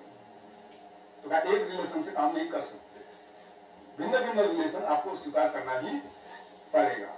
तो उसके लिए उन्होंने रिलेशन को भी दो स्थिति में ला दिया। एक है कंजक्शन या कॉन्ट्रैक्ट, दूसरा रखा इनहेरेंस, समवाय को ले आया। तब उन्होंने फिर कहा कि कैसे करेंगे? तो कहा कि आप मुझे बताइए, मुझको तो आपने देख लिया, आंख से देख लिया, तो आंख से देखने से पहले आपका और हमारे में क्या होना चाहिए? कॉन्टैक्ट होना चाहिए, जिसको हम संयोग करते हैं। हमारे यहाँ संयोग के रूप में सुना गया था। तो इसका मतलब आप भी एक सब्सटेंस है, हम भी एक सब्सटेंस हैं, तो दोनों सब्सटेंस के बीच में क्या होना चाहिए? संयोग ही होना चाहिए, कनेक्शन होना चाहिए। तो इसलिए उन्होंने संयोग सन्निकर्ष से रख दिया। फिर उसके बाद कहता है भाई आप में रूप है कि नहीं? हाँ, गुण है ना, क्वालिटी है ना, कलर। हाँ, गुण जो है क्वालिटी है। तो उसमें जो आपका ये रखा है, आपका कलर है, ये कलर है कि नहीं? कलर तो शरीर में है। इंद्रिय पहले कलर को देख रहा है कि वस्तु को देख रहा है? ये भी प्रश्न उठेगा, क्योंकि हम रूपवत वस्तु को ही देख सकते हैं। तो पहले वस्तु के साथ होगा, फिर वस्तु में कौन सा कलर है। तो उसके लिए उन्होंने फिर किया, संबंध बदल दिया, वहां पर कॉन्टैक्ट भी रहेगा, इनहेरेंस भी रहेगा। तो पहले कंजक्शन करेंगे, संयोग के साथ फिर इनहेरेंस में हम किसको बैठाएंगे? रूप को बैठाएंगे। क्योंकि रूप और हमारा ये जो सब्सटेंस द्रव्य है, इनका संबंध जो होगा समवाय संबंध ही होगा। तो उसके लिए हमने पारिभाषिक शब्द हमारा यहाँ समवाय, जिसको आप इनहेरेंस करते हैं, तो इस प्रकार करके संयुक्त समवाय ले आया। शब्दावली अपना शास्त्रीय शब्दावली होते हैं टेक्निकल फॉर्म। रूप में रूपत्व जाती है कि नहीं, जेनेटिक है कि नहीं, तो वो रूपत्व जाति तक पहुंचने के लिए और एक सन्निकर्ष जोड़ो, संबंध जोड़ो, तो वो भी इनहेरेंस का इनहेरेंस होगा, इनहेरेंस अपने इनहेरेंस करेंगे। तो उसके लिए उन्होंने फिर क्या संयुक्त समवेत समवाय कर दिया। तो दो इनहेरेंस हुआ, एक हमारे इंद्रिय संबद्ध हुआ वस्तु के साथ, इसके साथ, फिर इसके साथ रूप के साथ इनहेरेंस आया, फिर इस रूप में रूपत्व जाति जो है उसके लिए इनहेरेंस को उन्होंने जोड़ा। तो इस तरह करके उन्होंने संयुक्त समवेत समवाय दिया। किंतु हम और दूसरी बात है, आप लोग पढ़े होंगे, सुने होंगे कहीं, वेदांत थियोरी में जो होता है जतो वा इमानि भूतानि जायन्ते, आकाशाद वायु, वायु अग्नि आप है ना, आप पृथ्वी, इस तरह करके इनकी सृष्टि की प्रक्रिया है। पहले आकाश से वायु की उत्पत्ति होगी, वायु से अग्नि, अग्नि से जल, जल से फिर पृथ्वी की होगी। किंतु नैयायिक और फिर न्याय फिलोसफी और वैशेषिक फिलोसफी इसको परिचय करती है। ऐसा नहीं है, चार ही तत्व है, क्षिति जल पावक गगन समीरा पंच निर्मित अधम शरीरा, ये तुलसीदास जी कहते हैं। तो क्षिति मतलब पृथ्वी, जल, तेज और वायु, यही चार जो है, और गगन आकाश, इन पांच तत्व से ये शरीर निर्माण है। तो शरीर का निर्माण हुआ तो कहां से हुआ, जगत की सृष्टि हुआ कहां से? तो न्याय वैशेषिक का परमाणु से ही जगत की सृष्टि है। न्याय फिलोसफी जो है वो परमाणु तक है, जहां से हमारा आरंभ हुआ, जगत के आरंभ हुआ। तो आरंभवाद का भी हम सिस्टम ले आते हैं। तो जगत की सृष्टि जो है परमाणु से ही है। तो क्या परमाणु से कैसे होगा? एक बात बताइए, असंख्य परमाणु घूमते रहते हैं, तो परमाणु द्वय का संयोग होगा तो एक धेनु की उत्पत्ति होगी, धेनु के संयोग होंगे, 3 धेनु होंगे, तो उसके होगा प्रसरण का। कैसे? प्रमाण दे रहा कि जब अब सूर्य की किरण पड़ता है उसके अंदर कुछ रजकण दिखाई देते हैं, धूलिकण दिखाई देते हैं, तो वो धूलिकण जो है वो प्रसरण है, उसका छठा भाग जो होता है वो परमाणु होता है ना। लिखते हैं तस्य षष्ठतमो भाग परमाणु प्रचक्षते, जालांतर्गते भानु यत् सूक्ष्मं दृश्यते रजः, तस्य है ना षष्ठतमो भाग परमाणु प्रचक्षते, ये करके वो थ्योरी देते हैं। तो कहा कि वो जो उसका छठा भाग होगा, छठा भाग होगा मतलब कितने एटम हो गया? एक एटम, 2 एटम मिला धेनु, 3 धेनु मिलेंगे तो प्रसरण बना। इसका मतलब एटम कितना हुआ? 6 एटम हो गया, 6 एटम आया। तो इसका मतलब एक एटम, जिसको हम लोग कहते हैं इलेक्ट्रॉन, न्यूट्रॉन, प्रोटॉन करके परमाणु को हमने तोड़ दिया। कभी कभी ये भी आवाज आती है, आपका गूगल बाबा बता देते हैं कि वैशेषिक का जो परमाणुवाद है उसको हमने तोड़ दिया, इलेक्ट्रॉन, न्यूट्रॉन, प्रोटॉन के साथ। भाई हमारा तो कहा था कि निरवयत्व सती क्रियावान, जिसको और तोड़ा ना जा सके, ये हमारा वैशेषिक सिद्धांत है। तो ये परमाणु से ही जगत की सृष्टि होती है। आप देखो शुक्राणु डिंबाणु की जो स्थिति है वहां भी धीरे धीरे डेवलप करके तो वो बनता है। तो उसी तरह हमारा मिट्टी से घड़ा बनती है, वहां हम तंतु से कपड़े बनाते हैं, तो धीरे धीरे करके तो बढ़ाते ही हुए हम उसको बनाते हैं। तो वहीं से परमाणु से ही जगत की सृष्टिवाद को इन्होंने स्वीकार किया। तो ये तो हमारे, तो आपका जो शब्द हम उच्चारण कर रहे हैं वो शब्द है कहाँ? आकाश में। न्याय वैशेषिक फिलोसफी का जो सिद्धांत है, ये जो शब्द है, क्योंकि शब्द वो आकाश में ही है। हाँ, तो आकाश में शब्द है, तो शब्द ये कान है कि नहीं? का नहीं है। ये आंख है क्या? का नहीं है। ये नाक है क्या? का नहीं है। न्याय फिलोसफी का तो क्या है? ये कान तो नहीं है, का ये तो कान का ढक्कन है, सुरक्षा कवच है। जिस प्रकार आपने तराजू में ये रखते हैं, तलवार को रखते हैं, कोई नाम में रखते हैं, उसी तरह ये आपका सुरक्षा कवच है। इसके अंदर जो छिद्र प्रदेश है वही आपका सुप्त इंद्रिय है, वही आपका सुनने का योग्यता उसी में है। आपके आंख में जो आप लोग आजकल करते हैं ना, उसको अंग्रेजी में क्या बोलते हैं? रेटिना। जो रेटिना करते हैं वही है आपका तेजस है। वो कर्णस का जो काले पुतली है, चक्कू के जो काले पुतली है, पुतली के ऊपर दिखेगा उजाला उजाला है, उसी को ही वो कहते हैं तेजस। चक्कू उसी को माना जाता है। ये सब जो एक सुरक्षा कवच है। तो इसीलिए ये इस प्रकार चिंतन करके उन्होंने कहा कि शब्द जो है वो तो ये सूत्र है, तो सूत्र तो सुशील वचन नवम प्रदेश आकाश है। तो आकाश होने के कारण शब्द और आकाश का जो संबंध होगा वो इनहेरेंसी होगा। शब्दों में जो शब्दत्व जाती है उसको हम करेंगे तो दो इनहेरिटेंस जुड़ेंगे। तो इस तरह करके उन्होंने संबंध ये पांचों का बनाया। नेगेशन में क्या करोगे? तो उसके लिए फिर दो स्थिति खड़े हो गए, एक मीमांसा फिलोसफी खड़े हो गए और एक न्याय फिलोसफी दोनों खड़े हो गए। तो मीमांसा फिलोसफी कहते नहीं, उसके लिए हम और एक इंस्ट्रूमेंट ऑफ नॉलेज का मान लेंगे जिसको हम अनुपलब्धि प्रमाण मानते हैं, है ना, नॉन एग्जिस्टेंस करके वो मानते हैं। तो अनुपलब्धि प्रमाण हमारे बोले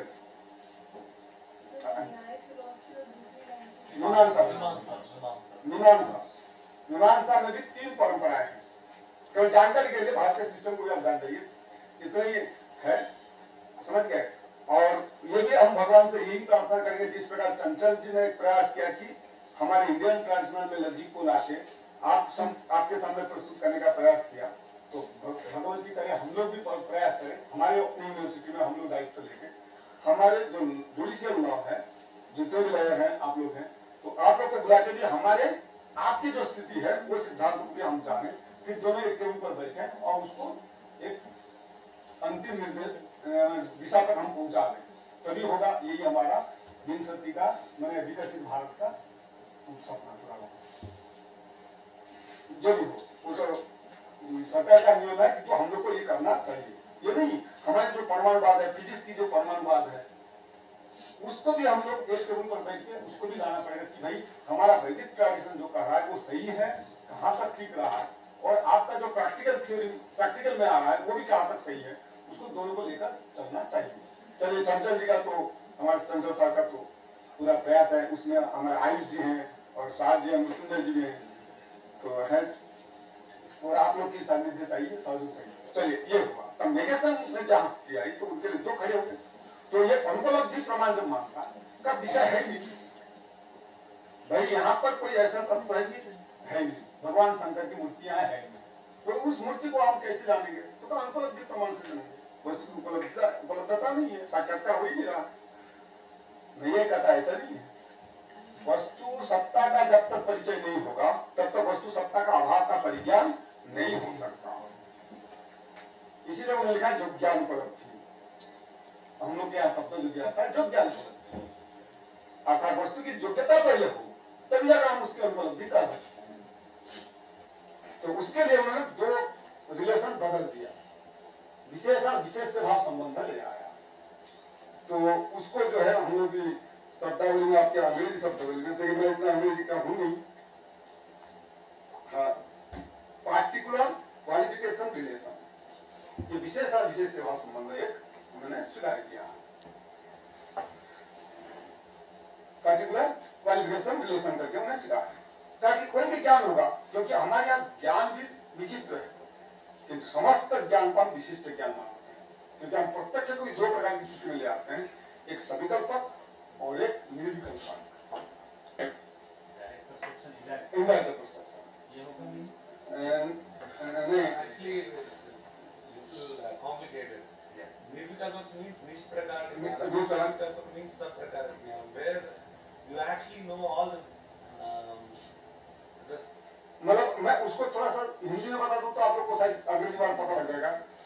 हमने उसको कलेक्ट नहीं कर पाया, करेंगे तो भी मिल जाएगा, किताब तो है ही है। किंतु निर्विकल्पक क्या कहता है, जैसे आप लोग आंख पिछला पड़ता नहीं है, इतने क्षण में, इतने क्षण मात्र में हम लोग कहीं प्रवेश करते हैं तो देखते हैं कुछ है, फिर ये जो कुछ है करके हम कहते हैं तो उसका नाम संज्ञा ज्ञान होता है, ना तो उसका वस्तु का ज्ञान होता है, ना तो उसका संबंध का ज्ञान होता है। तो ऐसे ज्ञान को क्या करते हैं, निर्विकल्पक ज्ञान करते हैं। और जब हम फिर थोड़ा सा पूरा एंट्री हो जाता है, वस्तु के साथ इंद्रिय का पूरा संबंध हो जाता है, तब कहता है अरे चंचल जी है,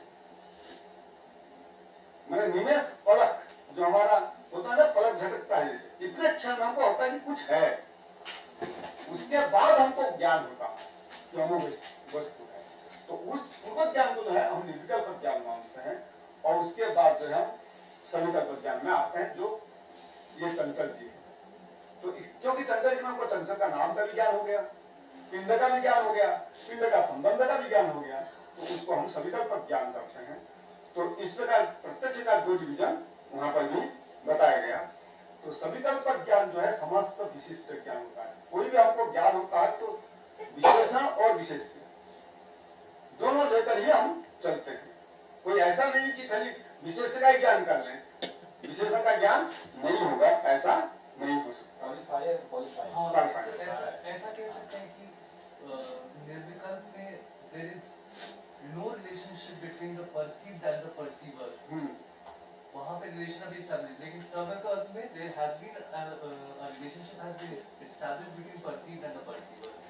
तो इसीलिए वो कभी कहीं जा रहे होते हैं और ऐसे होता है कि कुछ निकला है यहाँ से, तो ये नहीं पता क्या निकला है। Exactly, that could be the reason. And the other thing is like this is actually used in some other form in Nyaya philosophy. ये जो है उसको अगर नॉन क्वालिफिकेटिव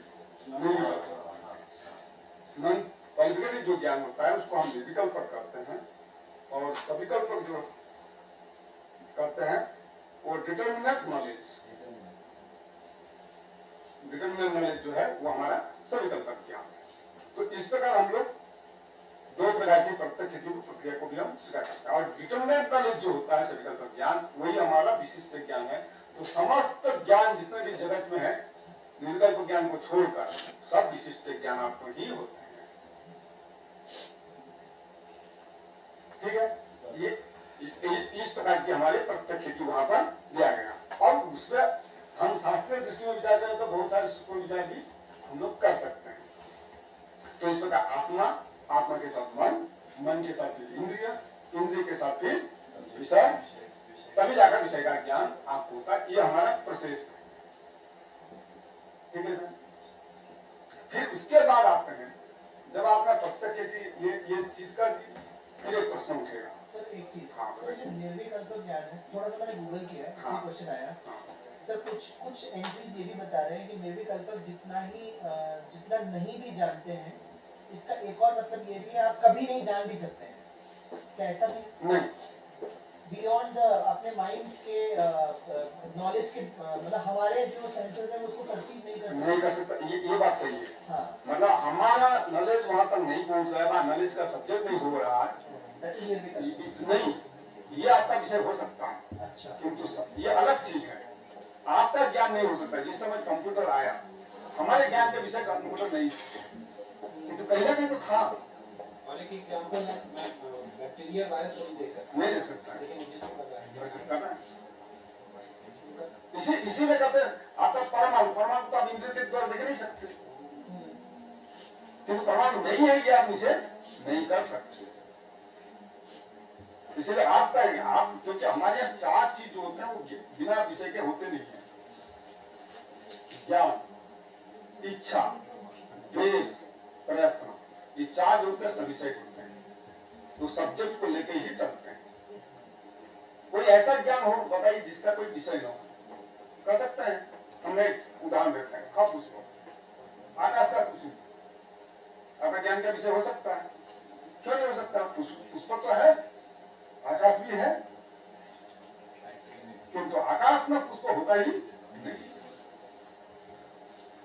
तो वो जो है उसको हम अभिज्ञान मानते हैं। उसका कोई, जिसको आप तुच्छ के रूप में भी कह सकते हैं, इसका कोई सत्ता ही नहीं।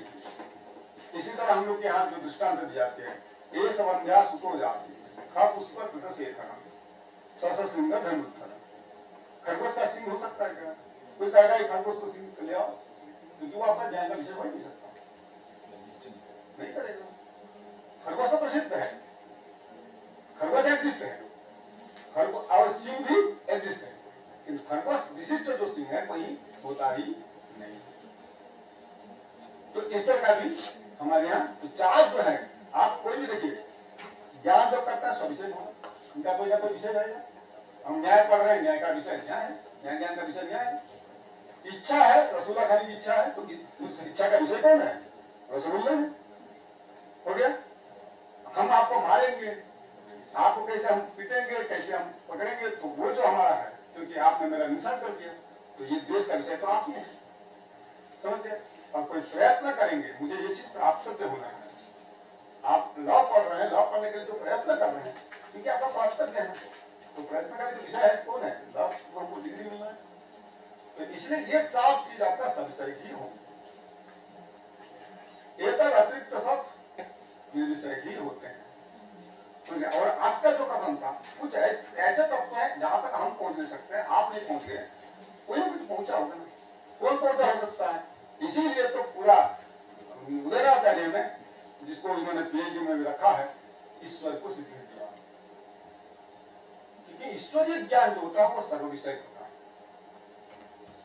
समझे। इसीलिए तो भगवत गीता आप लोग सुने ही होंगे, भगवत गीता में सभी चीज है, लॉ भी है, न्याय भी है, वैशेषिक है, सांख्य है, योग है, कोई ऐसा ज्ञान नहीं है।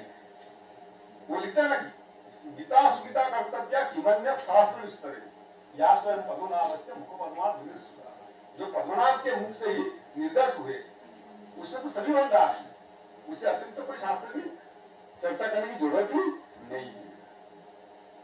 तो इसलिए उन्हें प्रतिज्ञा करते ना, सर्वधर्मान परित्यज्य मामेकम शरणम प्रजा, कहते ना अंतिम में सभी धर्मों को परित्याग कर दो, मेरे शरण में आ जाओ। तो वही उदयनाचार्य जो है पूरा लाइव लगा दिया, न्याय कुसुमांजलि ने ग्रंथ दिया जिसमें तो ईश्वर का ही सिद्धि है। उसके लिए 8 प्रकार 9 प्रकार के अनुमान वाक्य जो है उन्होंने प्रयोग किया, समझ गए। उसकी भी एक कहानी है, तो कहानी सुना देता हूँ। उस समय रेलगान वायुयान ये सब था, तो पैदल चलते थे, तो गए जगन्नाथ मंदिर। अगर मिथिलांचल के कोई है यहाँ पर पार्टिसिपेट बिहार के हैं तो उनको अच्छा लगेगा जानने के लिए। तो जानने के आपको ये लॉ में भी आप ईश्वर जो है, इसीलिए कहते ना आपके यहाँ तो वकील मिल जाते हैं, मिल जाते हैं नहीं, कोर्ट में हम जाते हैं वकील मिल जाते हैं, कोई ज्यादा पैसे वाले हो चाहे कम पैसे वाले हो मिलते हैं। सर हम लोग प्रोफेसर हैं, हम लोग भी पैसे वाले हैं, किंतु हमसे भी बड़ा विद्वान महाविद्यालय में पढ़े हुए या बिना नौकरी के भी लोग पढ़े हुए हो सकते हैं। किंतु जो भगवान का जो शेष विचार होता है वहां पर तो कोई वकील मिलता नहीं, क्योंकि चित्रगुप्त ने जो लिख दिया है वही सत्य है, वहां कौन वकील जाए खड़ा होगा, क्योंकि हम तो परलोक की भी विश्वास करते हैं। तो भगवान जब उदयनाचार्य जी गए जगन्नाथपुरी गए, तो जगन्नाथपुरी में पहुंचे तो रात 12 बज गए। तो 12-1 बजे जब पहुंचे तो व्यक्ति वहां थोड़ी कपट खुला रहेगा, तो दरवाजा बंद था। तो दरवाजा बंद था तो वहीं पर सिंह द्वार में जो है खड़े होकर उन्होंने कहा हमको आज दर्शन दो, नहीं तो कल सिद्ध कर दूंगा तुम हो नहीं। ये था विद्वानों की तपस्या था। You give the insight, otherwise I will prove you don't exist. God. समझ गए? ഈ 6 സിദ്ധാന്തങ്ങളിൽ 4 എണ്ണം നിരീശ്വരവാദപരമാണ് മറ്റേ ദേവി പ്രസവ ये बताएगा आपका लैंग्वेज में ये बताएगा, बोलो। 6 സിദ്ധാന്തങ്ങളിൽ 4 എണ്ണം നിരീശ്വരവാദപരമാണ് എന്ന് ദേവി പ്രസാദ് ചതോപാധ്യായ പോലുള്ള ആൾക്കാർ പറയുന്നു. देवी प्रसाद चट्टोपाध्याय का അത് ശരിയാണ്. निरीश्वर सर, इसमें सर इनका पूछना यह है कि देवी प्रसाद चट्टोपाध्याय जी ने कहा है कि इन ग्रंथों में करीब 4 ग्रंथ ऐसे हैं जहाँ पे एथिज्म के बारे में कहा हुआ है, तो ये सच है कि नहीं, इसके बारे में आप कुछ बता सकते हो कि नहीं? Actually, like let me like throw light on this. जो आप कह रहे हैं ना, like the way the Shed Darshanas, the 6 orthodox schools of Indian philosophy consider God is absolutely different from what you're thinking as God. Let's be very clear here. How they propose and define God is completely different. The way you perceive God or like what is their existence in the society, in the current day society is different. So regarding that, that would be a very long discussion. Like In which way it is different, sir? Can you be in which way it is different?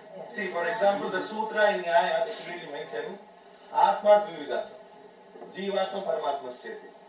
Jivatma Pratishariraat Vinnam Vibhud Nityam Kya. Paramatma Eka Vibhud Nityam Kya. This is the Sutra which they mention. So here what they say is Paramatma is only one, and it is Vibhu, and it is existent everywhere, and Nitya, it is eternal. And if you see in the current day society, that's not how you perceive God. And one by one. even now also it has been accepted to be eternal? Sir, one second. actually what they are talking about God, it's like I cannot make you understanding like few words, but to understand the first sutra what sir had mentioned. आप ईश्वर ईश्वरवाद की बात कर रहे हैं, यही बात चल रहा है ना। आएंगे, आप चिंता न करिए, पहले तो मैं जो प्रतिज्ञा वाक्य था मैं प्रतिज्ञा वाक्य को पहले पूरा करूँ, उसके बाद मैं ईश्वर क्या है बताऊंगा।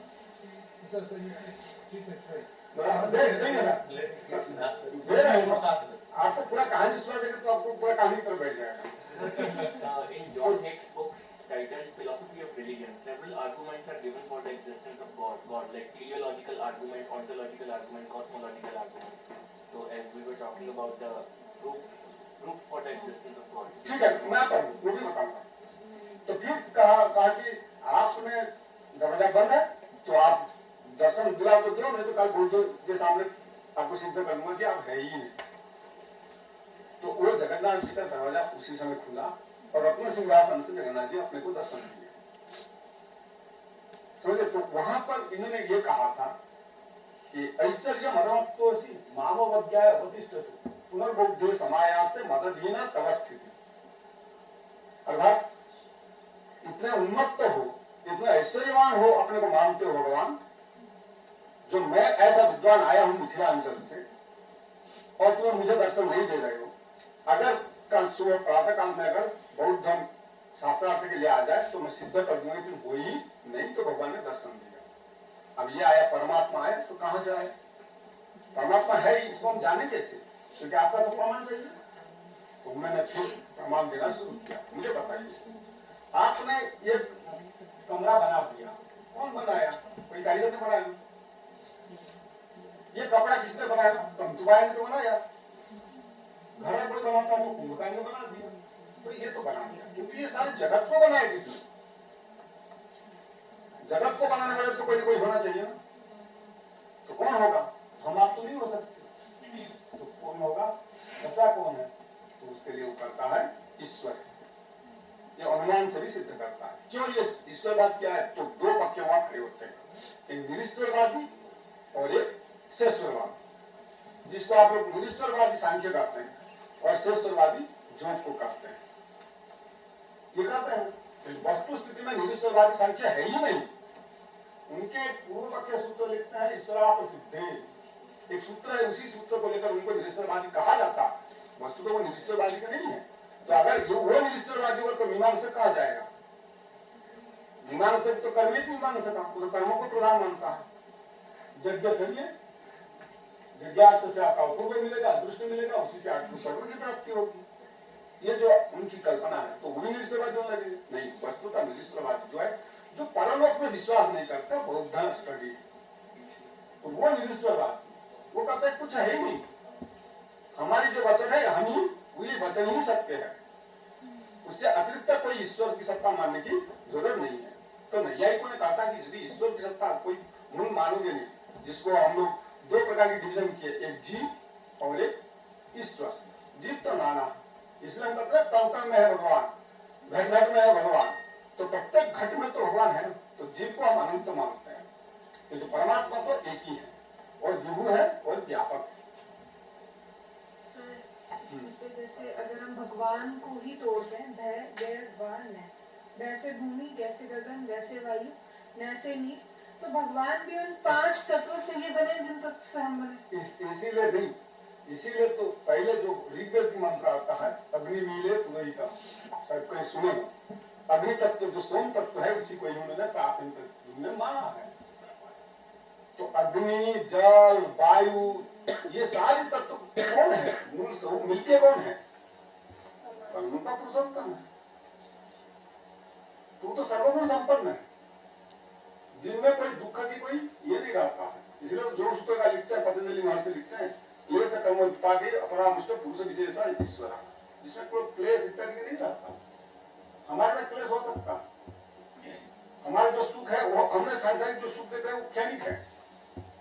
ये सुख है, ये दुख ही है। कहता है कि आज तो रसगुल्ला मिल गया, पवन में भोजन मिल गया, आज चंचल जी ने हमको बुलाया, होटल में, इतने बड़े होटल में रखा, हमको सुख मिल गया। ये वो सुख का ही कारण है। क्या कारण है? क्योंकि ज्यादा खा लेंगे तो वो कहीं पेट दर्द न कर दे, ज्यादा शुगर खा लेंगे तो डायबिटीज न हो जाए। तो ये सांसारिक सुख भी, ये केवल हम मुख्य रस की बात कर रहे हैं। तो ये जो है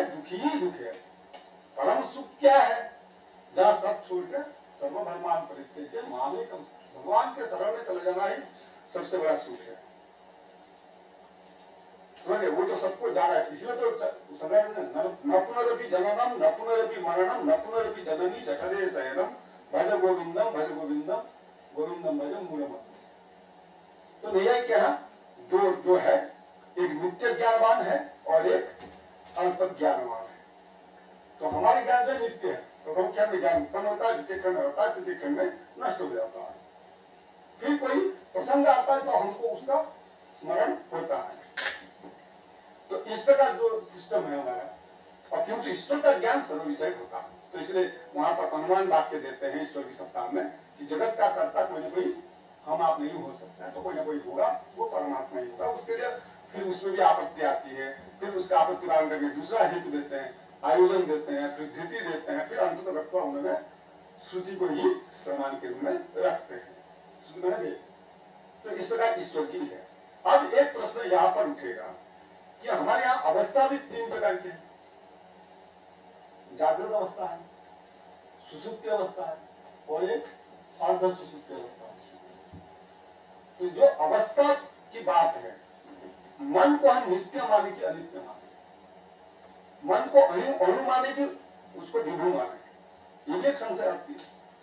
तो विभू होगा तो आत्मा भी विभू है, तो मन भी विभू है, तो दोनों विभुद्वय का तो संयोग होता नहीं है। और यदि विभुद्वय का संयोग मानेंगे तो हम जब सो जाते हैं, आप देखे होंगे कभी कभी कोई थोड़ा सा आवाज दे तो आप जग जाते हैं, कभी कभी आपके यहाँ से सारे उठा के ले जाता है तो आपको पता नहीं चलता। क्यों नहीं चलता? इसका मतलब अर्थात गाढ़ सुसुप्ति में आप चले गए, डीप स्लीप में आप चले गए। तो ये डीप स्लीप होगा कैसे? तो उसके लिए नैयायिकों ने एक कहा कि शरीर के अंदर एक पूरी तत्व नाड़ी है, जिस प्रकार प्रज्ञा सब मानते हैं ना, उनका योग में आता है ना, ये चक्र है, शास्त्र चक्र है, मूलाधार है, इस प्रकार करते हैं। इस तरह उन्होंने भी कहा कि नाड़ी है जिसका नाम है पूरी तत्व नाड़ी है। उस पूरी तत्व नाड़ी कोई अंदर है जिसके अंदर मन प्रविष्ट हो जाता है, तो आत्मा के साथ उसका संबंध नहीं होता है, इसीलिए हम उस समय कोई पदार्थ का ज्ञान नहीं होता। इसीलिए सुसुप्ति अवस्था को व्यवस्थित करने के लिए मन को अणु मानना ही पड़ेगा। अगर विभू मानेंगे तो विभू तो हमेशा संयोग रहेगा दोनों पदार्थ, तो फिर सुसुप्ति तो होगी नहीं। विभू व्यापक तो है ना, तो उसके इमर्सन भी कर सकते हैं उसको। हाँ, वो रेफरेंस है जो सामान्य में हम उसको ये कर सकते हैं। तो उसका मतलब व्यापक जब हो जाएगा तो फिर उसका संबंध कभी विच्छेद होगा नहीं, इसलिए मन को आपको अणु मानना पड़ेगा। अणु जो होगा वो पूरी नाड़ी में प्रविष्ट हो जाएगा सूक्ष्माधार में, तो फिर क्या होगा? आपका मन के साथ आत्मा के साथ संबंध नहीं होगा, तो फिर आत्मा के साथ जो संबंध नहीं होगा तो ज्ञान, इंद्रिय के साथ संबंध नहीं होगा तो कोई ज्ञान होगा नहीं है। इसलिए आप कहते हम सुखेगा स्वापसम किंचित अवेदिशम, हम इतने सुख से सो गए थे, मुझे इस जगत में क्या हुआ मुझे कोई पता नहीं। ये फिर आता है कहा कि ठीक है, इधर तो आपने प्रत्यक्ष का एक डेफिनेशन तो बना दिया, किंतु प्रत्यक्ष के बाद आपका दूसरा प्रमाण भी चाहिए। तो उसमें भी तो नैयायिक ने वहां विज्ञान पर उपलब्धि करके अनुपलब्धि को खंडन कर दिया। और एक साल कल चर्चा कर रहे थे हम लोग, चर्चा कर रहे थे तो अर्थापत्ति की बात आ रही थी, समझ गए? तो आप कह सकते हैं, हम ये लेते हैं हमारे तमिल में तेलुगु के जो महाराज जी हैं, तो महाराज जी प्रोफेसर साहब कहते हैं आप बहुत मोटे हैं, दिन में भोजन नहीं करते हैं, हिंदी नहीं होता है, समझिए? तो हाँ, आप बहुत मोटे हैं, दिन में भोजन नहीं करते हैं, तो मोटे कैसे होंगे बिना भोजन? You are very fat and you don't eat food in the afternoon, but still why you are fat? तो क्या करेंगे? तो हम रात्रि भोजन की कल्पना करते हैं। So we imagine dinner for you.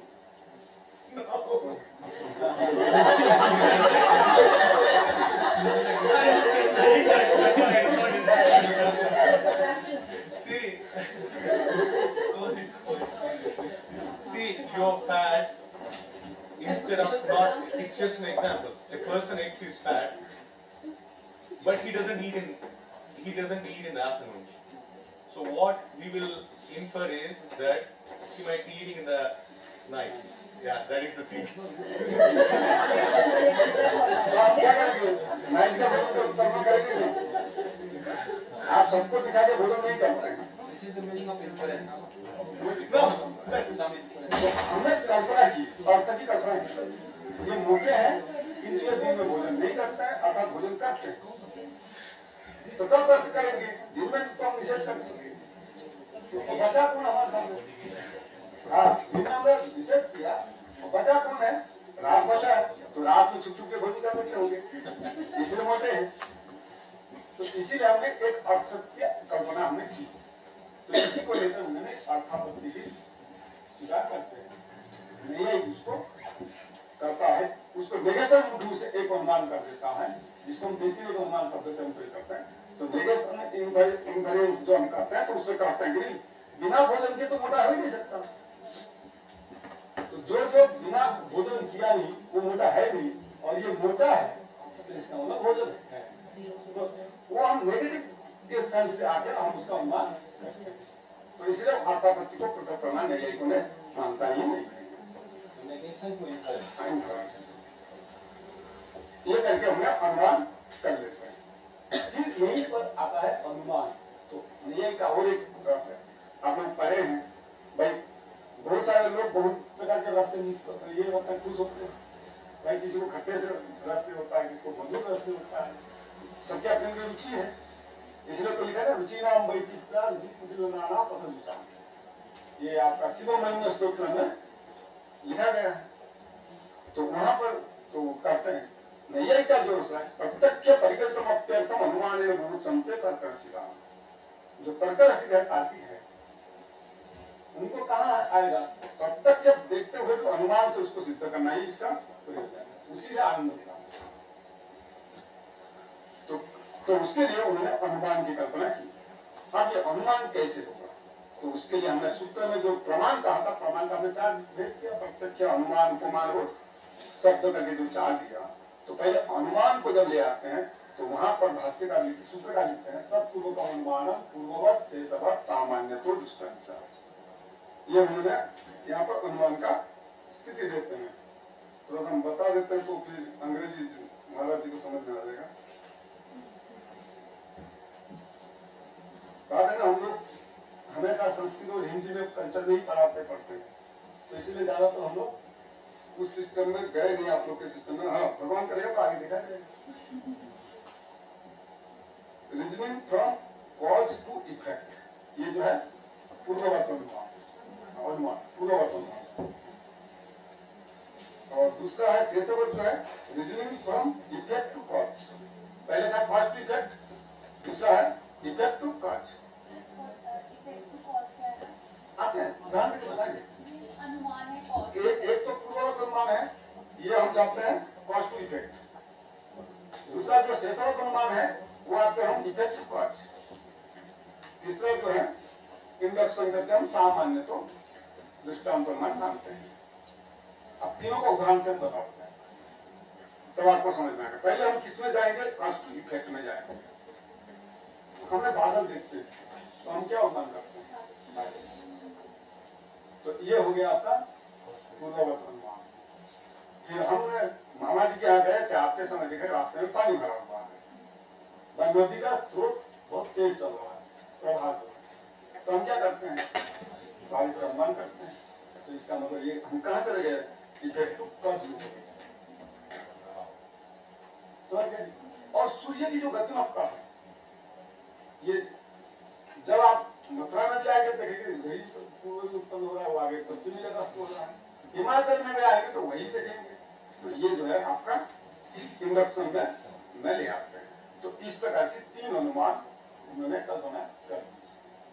अब उसी में हम थोड़ा सा अपनी जो न्याय की जो फिलोसफी का जो दृष्टांत है वो बताते हैं।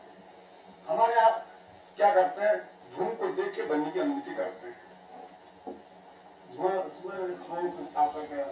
स्मोक करने में जो आनंद नहीं आता है, धुआं करने पर आनंद आता है।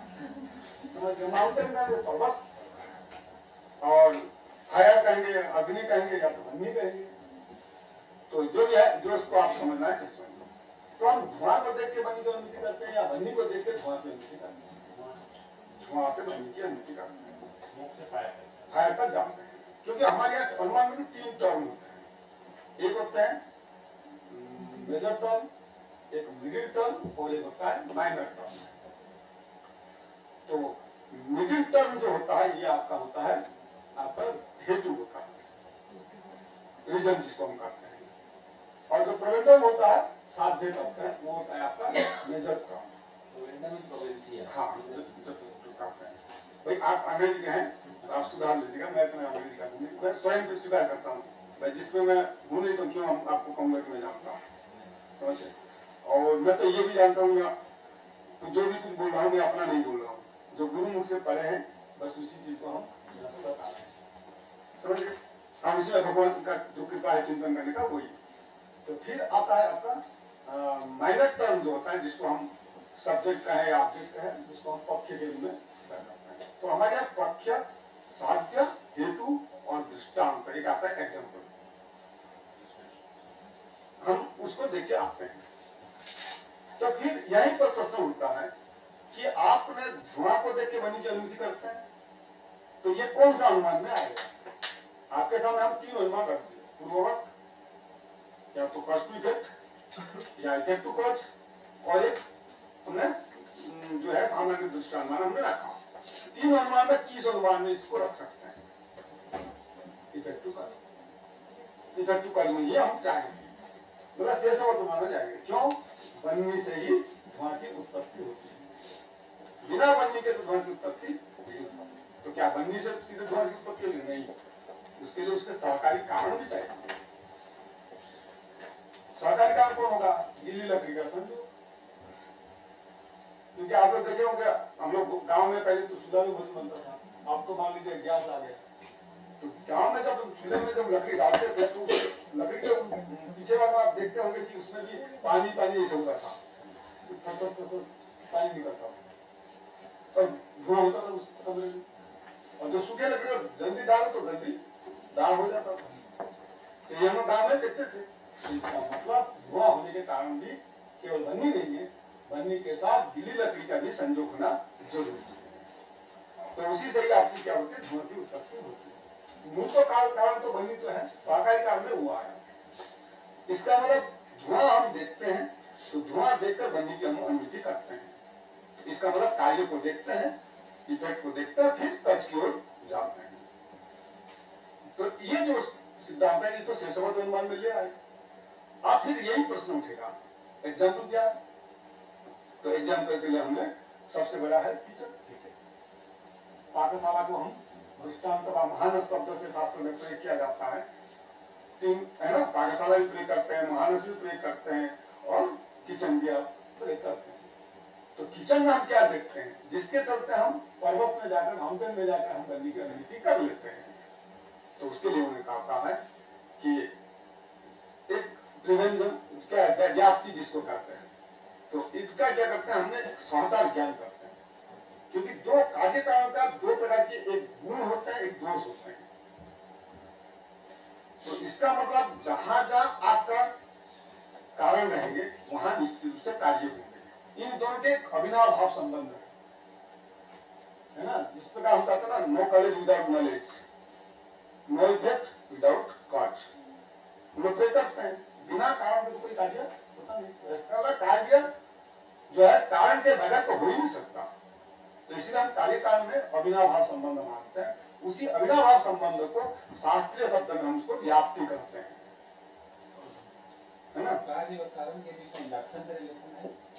नहीं, इंडक्शन नहीं बना सकते हैं। उनके लिए अविनाव भाव जिसको उसको व्याप्ति इसको कॉन्ट्रेंट नहीं बोलते हैं, उसको दूसरा शब्द से भी प्रयोग करते हैं। व्याप्ति को परवेशन भी बोलते हैं, परवेशन बोलते हैं। जो शास्त्रीय जो टेक्निकल फॉर्म में परवेशन ही समझ गया। तो उसमें हम अन्वय व्याप्ति मानते हैं। तो परवेशन आपका जो हो गया प्रेजेंट और एक हो गया एब्सेंस। 2 प्रकार की स्थिति आई। क्योंकि हमने देखा कि भोजन नहीं करते हैं, रात में मोटा है तो रात में भोजन करते हैं, वहां हम एब्सेंस में चले गए। और जहां पर प्रेजेंस होता है तो जहां धूम है वहां निश्चित रूप से बन्नी होगा। एम्प्लीफायर जो हम करते हैं तो ये हो गया आपका प्रेजेंस में होगा, एब्सेंस में नहीं हो सकता। तो दोनों के अविनाभाव कारक बिना इसके नहीं वो नहीं हो सकता। कार्य के बगैर कार्य हो ही नहीं सकता। तो कार्य तो आपका क्या है? अनुमिति है। कारण कौन है? धूम ज्ञान। तो धूम का जब तक ज्ञान नहीं होगा तब तक आप बन्नी की अनुमिति नहीं कर सकते, इंटरनेशनल नॉलेज हो ही नहीं सकता। तो इसीलिए उन्होंने क्या किया, यह अविनाभाव संबंध की कल्पना की। वो अविनाभाव संबंध कहाँ है, हमको कहाँ प्रत्यक्ष होता है? पाठशाला में। हम धुआं जहाँ देखते हैं यही बन्नी है, तो बन्नी और धूम का एक साहचर्य ज्ञान हमको होता है, मतलब एक अधिकरण में दोनों है ऐसा हमको ज्ञान हो जाता है। फिर उसके बाद कुछ दिन के बाद हम चले गए मामा जी के यहाँ। तो मामा जी के जाते समय हमको रास्ते में पहाड़ दिखाई दिया। पहाड़ दिखाई देने पर आपने पहाड़ में धूम देख रहे हैं, तो पहाड़ में धूम देखने के बाद आपने पूर्व जो दिखाया था पाकशाला में उसका आप रिमेम्बर करते हैं, उस व्यक्ति का प्रदर्शन का आपने क्या कहते हैं रिमेम्बर करते हैं। तो रिमेम्बर करते हैं हाँ ये तो धुआं देखा, तो जहां जहां धुआं है वहां बनी है। फिर उसके बाद हम जाते हैं फिर यहाँ पर मीमांसक फिलॉसफी या अद्वैत फिलॉसफी और न्याय फिलॉसफी थोड़ा सा अंतर हो जाता है। वो क्या करते हैं, दो ज्ञान से ही अनुमिति मान लेते हैं, और न्याय फिलोसफी और एक विशिष्ट परामर्श जिसको लाके आता है उसको अनुमिति के प्रति कारण मानता है। तो पहले क्या रखता है, व्याप्ति ज्ञान रखते हैं, उसके बाद उन्हें क्या करता है, पक्ष धर्मता। ये नहीं कि हम धुआं देख रहे हैं इस पर्वत में, अनुमिति जाके दूसरे पर्वत पे करेंगे, ऐसा नहीं। तो पक्ष में हमको होना चाहिए, धूम को पक्ष में होना चाहिए। जिस पक्ष में हम धूम का परिदर्शन करेंगे उसी धूम में ही, उसी पर्वत में ही हम बन्नी की अनुमिति कर सकते हैं। समझ गए? नहीं तो आप ये कर सकते हैं कि आपके लैंग्वेज में हम ये कर सकते हैं, मर्डर कहीं हुआ हो, हम कहीं और जगह पे लेकर हम मार्क्स जोग लेके हम वहां पर लॉ में खड़े हो जाए, ऐसा तो हो नहीं सकता। करते नहीं भाई, लॉ में आप लोगों की कोई तो न्यायिक ने वहां देखा मान दिया कि आपको वहीं पर लॉ करना है ना, न्याय आपको वहीं करना है। जिस पर्वत पे आप धूम को देख रहे हैं उसी पर्वत में यदि आपने धर्म पक्ष में वृत्ति है, धूम है, तो उसी पर्वत में आप बन्नी की अनुमिति करोगे। अन्यत्र धूम को देख कर अन्यत्र नहीं कर सकते। यहीं पर एक प्रश्न फिर उठ जाता है। एक बात बताइए, धूम तो हमने पाठशाला में देखा था, व्याप्ति ज्ञान कहाँ हुआ था? अविनाभाव संबंध जो है, प्रदर्शन जो ज्ञान हुआ, नॉलेज हुआ था, वो तो हमको हुआ था पाठशाला में प्रत्यक्ष हुआ था। यहाँ तो हमको रिमेम्बर कर रहे हैं ना भाई, उसी धूम से यहाँ व्याप्ति है, आपने कैसे कहा दिया? उसी धूम का तो हमने देखा था, वहां बन्नी की व्याप्ति जो है, अविनाभाव संबंध जो है, व्याप्ति का है धूम में है। पर्वत में जो धूम देख रहा है उसी में उसी की व्याप्ति रहेगी, इसमें प्रमाण क्या? तो नैयायिकों ने उसके लिए फिर एक जो आपको प्रत्यक्ष पार्टिसिपेशन में जो आपका रिलेशन बताए थे, 6 हमने लौकिक सन्निकर्ष बताया था, उसके लिए और एक सन्निकर्ष रखा, वहां अलौकिक सन्निकर्ष। वहां उन्होंने पहले वो रख के रोक दिया कि यहीं से आपको जाना है, आगे देश बनाना है।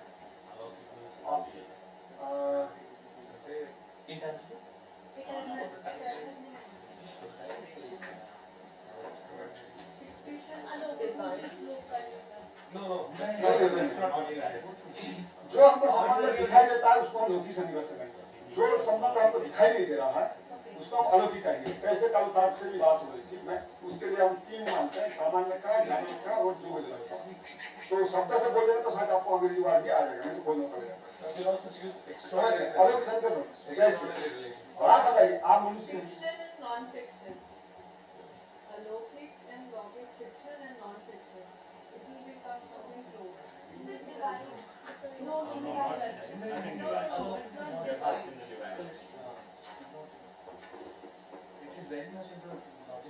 Super normal relation, super normal relation जो है उसको हम अलौकिक सन्निकर्ष करते हैं। ठीक है, तो सुपर नॉर्मल रिलेशन जो हम करते हैं अलौकिक सन्निकर्ष, उसको हमने 3 भाग से बांट दिया, सामान्य का, एक ज्ञान का, एक और it's not super natural, it's super normal. समझे कैसे होता है? जैसे हमने मनुष्य का 2 हाथ होता है, 2 पैर होता है, बोलता है, जो भी है, उसको देख के हम कहते हैं ये मनुष्य है। इस मनुष्य में एक धर्म है जिसको हम जाति कहते हैं। जनरली है ना, सही मनुष्य मनुष्यत्व है, क्योंकि सारे मनुष्य को हम एक शब्द में बोल सकते हैं तो मनुष्य जनरली कर सकते हैं। तो ये जाति जो मनुष्यत्व है, जिस समय हम मनुष्य को देखा मनुष्यत्व ही हमको दिखाई दे रहा है, केवल सन्निकर्ष बदल जाता है, क्योंकि इनहेरेंस आ जाता है मनुष्यत्व जब देखते हैं, और मनुष्य को देखते हैं तो हम कॉन्ट्रैक्ट हो जाता है, तो संयुक्त समवाय सन्निकर्ष संपर्क कर देते हैं। तो एक मनुष्य में जब मनुष्यत्व विलीन हो जाता है, मनुष्यत्व रूप सामान्य जाति से ही हमको समस्त मनुष्य, विदेश में जो मनुष्य है उसको भी हम मनुष्य कहेंगे कि नहीं कह सकते हैं। अगर ये मनुष्यत्ववान है, मनुष्यत्व वाला जो है ये है, तो क्या विदेश में जो अमेरिका का जो मनुष्य है मनुष्यत्व वाला नहीं है? कह सकते हैं। तो इसी तरह मनुष्यत्व रूप जाति जो सामग्री है, सन्निकर्ष है, उसी से हम सकल मनुष्य का प्रत्यक्ष करते हैं। उसी प्रकार पाकशाला में जब धूम देखते हैं तो धूम के साथ धूमत्व भी हमको गृहीत हो जाता है। तो उस धूमत्व रूप प्रत्याशक्ति से हम सकल धूम का प्रत्यक्ष करते हैं। धूम ऐसा ही होता है क्योंकि उसमें धूमत्व है। तो वो अलौकिक सन्निकर्ष कल्पना करके जब आपने पाकशाला में जो व्याप्ति धूम में लिखा था, उसी धूमत्ववान तो ये भी धूम है ना, तो इसीलिए यहाँ पर वो प्रत्यक्ष कर लेता है, व्याप्ति का भी रिमेम्बर कर लेता है। करने के बाद कहता है कि फिर धूमवान पर्वत है, फिर व्याप्ति हुआ, फिर धूमवान पर्वत प्रक्षेपणता भी हो गई, फिर उसके बाद नैयायिकों ने विशिष्ट ज्ञान मानता है, जिसको मीमांसक और अद्वैत फिलोसफी नहीं मानता है। तो धूम ज्ञान से क्या हो जाए, परामर्श होगा। तो परामर्श करते हैं जब जो बन्ही का व्याप्ति जिस धूम में है वो धूम कहाँ है, इसी पर्वत में है, इसलिए ये पर्वत जो है बन्ही वाला। तो इस प्रकार हम अनुमति करते हैं। अब वहां पर अद्वैत का कहना है कि दो प्रकार से आप कर लोगे, परामर्श को नहीं मानोगे तो नहीं यही कहेगा। एक बार बताइए हमको, क्योंकि अनुमति बन्ही की अनुमति केवल धूम से होता नहीं है, आलोक से भी होता है, प्रकाश से भी हमको अनुमति होता है, और आपका भस्म से भी भस्म से होती है कि नहीं, राख से भी होता है। क्योंकि पिकनिक स्पॉट में जाता है, राख पड़ा होता है तो कहते हैं यहाँ कोई भोजन बनाया होगा, तो यहाँ पर भी बनी अनुमति होती है। तो हमको व्याप्ति धूम में हो गई और पक्के में होता है भस्मों में हो गया, तो व्यतिक्रम हो गया। तो ऐसी जगह पर भी आपकी अनुमति हो जानी चाहिए, जो होता एक ही लिखा है, तो इसलिए आपको परामर्श मानना ही लगेगा। तो इस प्रकार जो हमने अनुमति कर रहे हैं, ये किसको कौन कर रहा है, स्वयं कर रहा है, इसीलिए हमने उसको स्वार्थानुमान कर दिया। तो अब तक जो हमने effect to cause the cause to effect जो हम लोग गए थे अनुमान, वो सब स्वार्थानुमान में ही चला गया। तीन प्रकार की जो आपने अनुमान का भेद बताया था, उसको हमने कहा लेके चले गए, स्वार्थानुमान में ही ले गए। तो वहां यहाँ एक रुकते हैं, फिर चलते हैं। वहां दो सन्निकर्ष हमारा छूटा है ना, उसको भी बोल देते हैं। एक ज्ञान लक्षण सन्निकर्ष है। ज्ञान लक्षण सन्निकर्ष क्या होता है कि आप सामान्य देखते हैं ना, जाते हैं रास्ते में ना, मान लीजिए घर में चंदन रखा है, चंदन का गंध आपको पता है, कभी रास्ते में जा रहे हैं, वही सुगंध आपके सामने आता है, तो फिर आप क्या करते हैं, ये चंदन का गंध है कि नहीं, कहता है कि नहीं। चंदन के साथ तो आपका कोई इंद्रिय का संघर्ष, घ्राण इंद्रिय का तो संघर्ष है ही। चंदन के साथ चक्षुंद्रिय का, त्वगिंद्रिय का उसके साथ तो संबंध है ही। तो आपको पूर्व से ज्ञान, इसीलिए उन्होंने नैयायिकों ने अलग सन्निकर्ष, जिसको रिलेशन जो करके कहा, उसी में तब उसको स्मेल किया, उसकी स्मेल को तो समझ जान के कहा किसका कर दिएगा, ये गंगा किसका है, गंगा के साथ इंद्रिय संबंध है, फिर भी आप चंदन का ज्ञान कर रहे हैं कि नहीं, वस्तु का तो ज्ञान कर लेना, वस्तु के साथ तो आपका इंद्रिय सन्निकर्ष है ही, इंद्रिय का रिलेशन तो हुआ नहीं, फिर भी आप कहते हैं ये चंदन का ही गंध है, गुलाब का गंध है। इसका मतलब सर डायरेक्ट नहीं हुआ है बट इनडायरेक्ट हुआ है। हाँ, ज्ञान पहले से आपको ज्ञान है, उस ज्ञान के बल से आपने और एक वस्तु का ज्ञान कर लिया, उसके साथ इंद्रिय संपर्क न होते हुए भी ज्ञान कर लिया। तो उसके लिए हम लोग क्या करते हैं, ज्ञान लक्षण सन्निकर्ष ले आते हैं। और तीसरा जो है जोगज लक्षण, उस जोगज लक्षण को हम दो भागों से बांटते हैं, एक युक्त जोगी है और एक जुंजान जोगी है। तो जुंजान जोगी जो है मेरे गुरु जी हैं, मेरे लिए मेरे गुरु जी हैं। कैसे हैं? हमने गुरु जी को कोई प्रश्न पूछते हैं तो गुरु जी क्या करते हैं, सोचते हैं, रिव्यू करते हैं, पुस्तक देखते हैं, देख के हमको उत्तर बताते हैं। तो ये होता है जुंजान जोगी। मतलब आपकी भी कोई लॉ में आप कोई बताइए लॉ कहाँ है, कोई अगर मजिस्ट्रेट बताता है तो आप क्या करते हैं, सोचते हैं, सोच के फिर उसको बताते हैं। तो ये हो गया जुंजान जोगी, तो चिंता करके आप बताते हैं। ये हो गया अलौकिक सन्निकर्ष। और युक्त जोगी जो होता है, जो आप लोग सुने होंगे, आप लोग आजकल तो इधर रामदेव बाबा का योगा चल रहा है, पहले तो हमारा पतंजलि का योग था, पहले योग था अब योगा हो गया। तो योग को पहले ग्रहण नहीं किया था, योगा को ग्रहण करने लग गए, जो भी हो। तो समय है कालक्रमेण जगता परिवर्तमान। तो ये सारी चीज जो है, तो इसमें भी अष्टांग योग की बात आती है, यम नियम आसन प्राणायाम इत्यादि आता है। समाधि से लेकर मैंने जन्म से लेकर समाधि तक चले जाते हैं। तो जो असंप्रज्ञात समाधि होता है, जहाँ कोई विषय आसक्त नहीं होता, विषय के साथ कोई इंद्रिय का संपर्क नहीं होता, बाह्य विषय, तो वहां पर जो असंप्रज्ञात समाधि चले जाते हैं, उनको तो सभी वस्तु का प्रत्यक्ष हो जाता है, ज्ञान हो जाता है, क्योंकि वो समाधि के बल से कह देते हैं। होता है ना कि मुनि ऋषि कह देते हैं आगे होने वाला क्या है, पीछे क्या था और वर्तमान में क्या चल रहा है, सब कुछ बोल देने वाले। तो क्यों, उनके समाधि शक्ति के बल से वो बोल देते हैं। तो उसको हम जुंजान जोगी करके वो भी अलौकिक सन्निकर्ष में ले आते हैं। तो यहाँ तक तो हमारा जो स्वार्थानुमान हुआ। अब ये स्वार्थानुमान का संदर्भ में तो सूत्रकार ने तो लिख दिया, 16 जो 16 कैटेगरी का दिया, यहाँ पर तो अनुमान करके उन्होंने 3 प्रकार बांध दिया। कहीं परार्थानुमान का तो बात किया ही नहीं, भैया हमको तो इतने कहा देना, किंतु जब हम मजिस्ट्रेट के सामने खड़े हो जाएंगे, हाँ,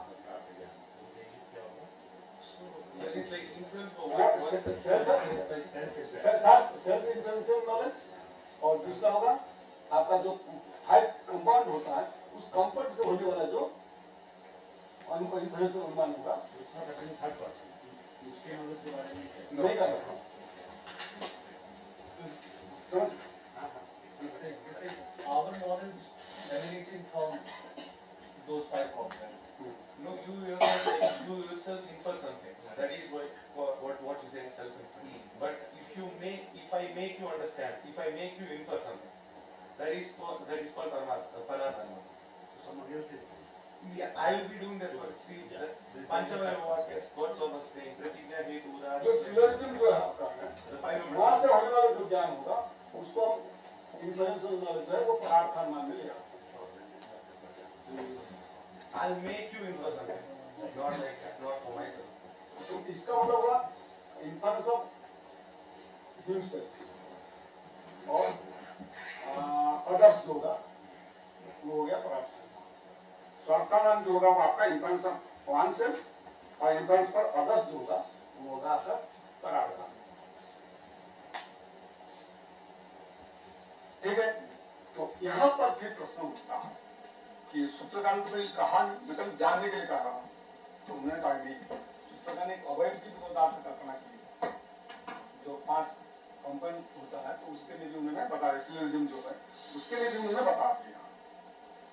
आपने तो पहले व्याप्ति ग्रह आपको था पाठशाला में, आपने धुन को देखा, परामर्श किया, आपने अनुमति कर दिया, किंतु आपके साथ एक जा रहा था बच्चा, जा रहा था, आपका कोई, आप तो लय रहे, आपने तो सब शास्त्र पढ़ लिया, तो आपने तो बोल दिया, किंतु आपके साथ जो क्लाइंट जो जा रहा था, क्लाइंट को तो पता नहीं है, तो क्लाइंट ने पूछेगा ना क्या हुआ, कैसे हुआ। जिस प्रकार वो शास्त्र का सीधे लिखते हैं और पंक्ति देखते हैं कि जहां पर न्याय व्यवस्था होती है, विशेषतः हमारे जो गंगेश तक तो हम आ गए थे ना, उसके बाद गंगेश के ऊपर भी हमारा परंपरा चली आई। तो एक आए, क्योंकि गंगेश तक तो बिहार में था, मैंने मिथिलांचल में, उसके बाद विकास हुआ बंगाल में, नवद्वीप में विषय था, उसमें रघुनाथ शिरोमणि आए, उन्होंने रघुनाथ दीदी टीका लिखी, उसके ऊपर फिर 2 विद्वान बड़े आए, एक जगदीश तरकालंकर और एक गदाधर भट्टाचार्य। तो गदाधर भट्टाचार्य ने गादाधर लिखा, जगदीश तरकालंकर ने जागदीश व्याख्या लिखी। तो गदाधर भट्टाचार्य अपने अवयव ग्रंथ जो प्रकरण है तत्वचिंतन की, उस पर वो कहते हैं कि वादी बैठा है, प्रतिवादी बैठा है, और वादी का जो वक्तव्य है, प्रतिवादी का जो वक्तव्य है, मध्यस्थ जो आपका जज है, उस पर संशय होता है। तो उन संशय को निवारण करने के लिए हमको परार्थानुमान जो पंचावली न्याय साध्य है, हमको बताना ही पड़ेगा। तो इस तरह की कल्पना है। भले आप लोग को हमारे वनक्कम जी कष्ट हो रहा है, मैं क्या करूं, मैं भी थोड़ा कमजोर। He's saying that it is a little difficult for you to understand, but he is also bound by his limitation. That is what he is saying. By the way, very importantly, you can refer to the reading materials. We have a chapter. It's article number 12 by Vimal Krishna Patil introducing Indian logic. That is a lot of insight from this person.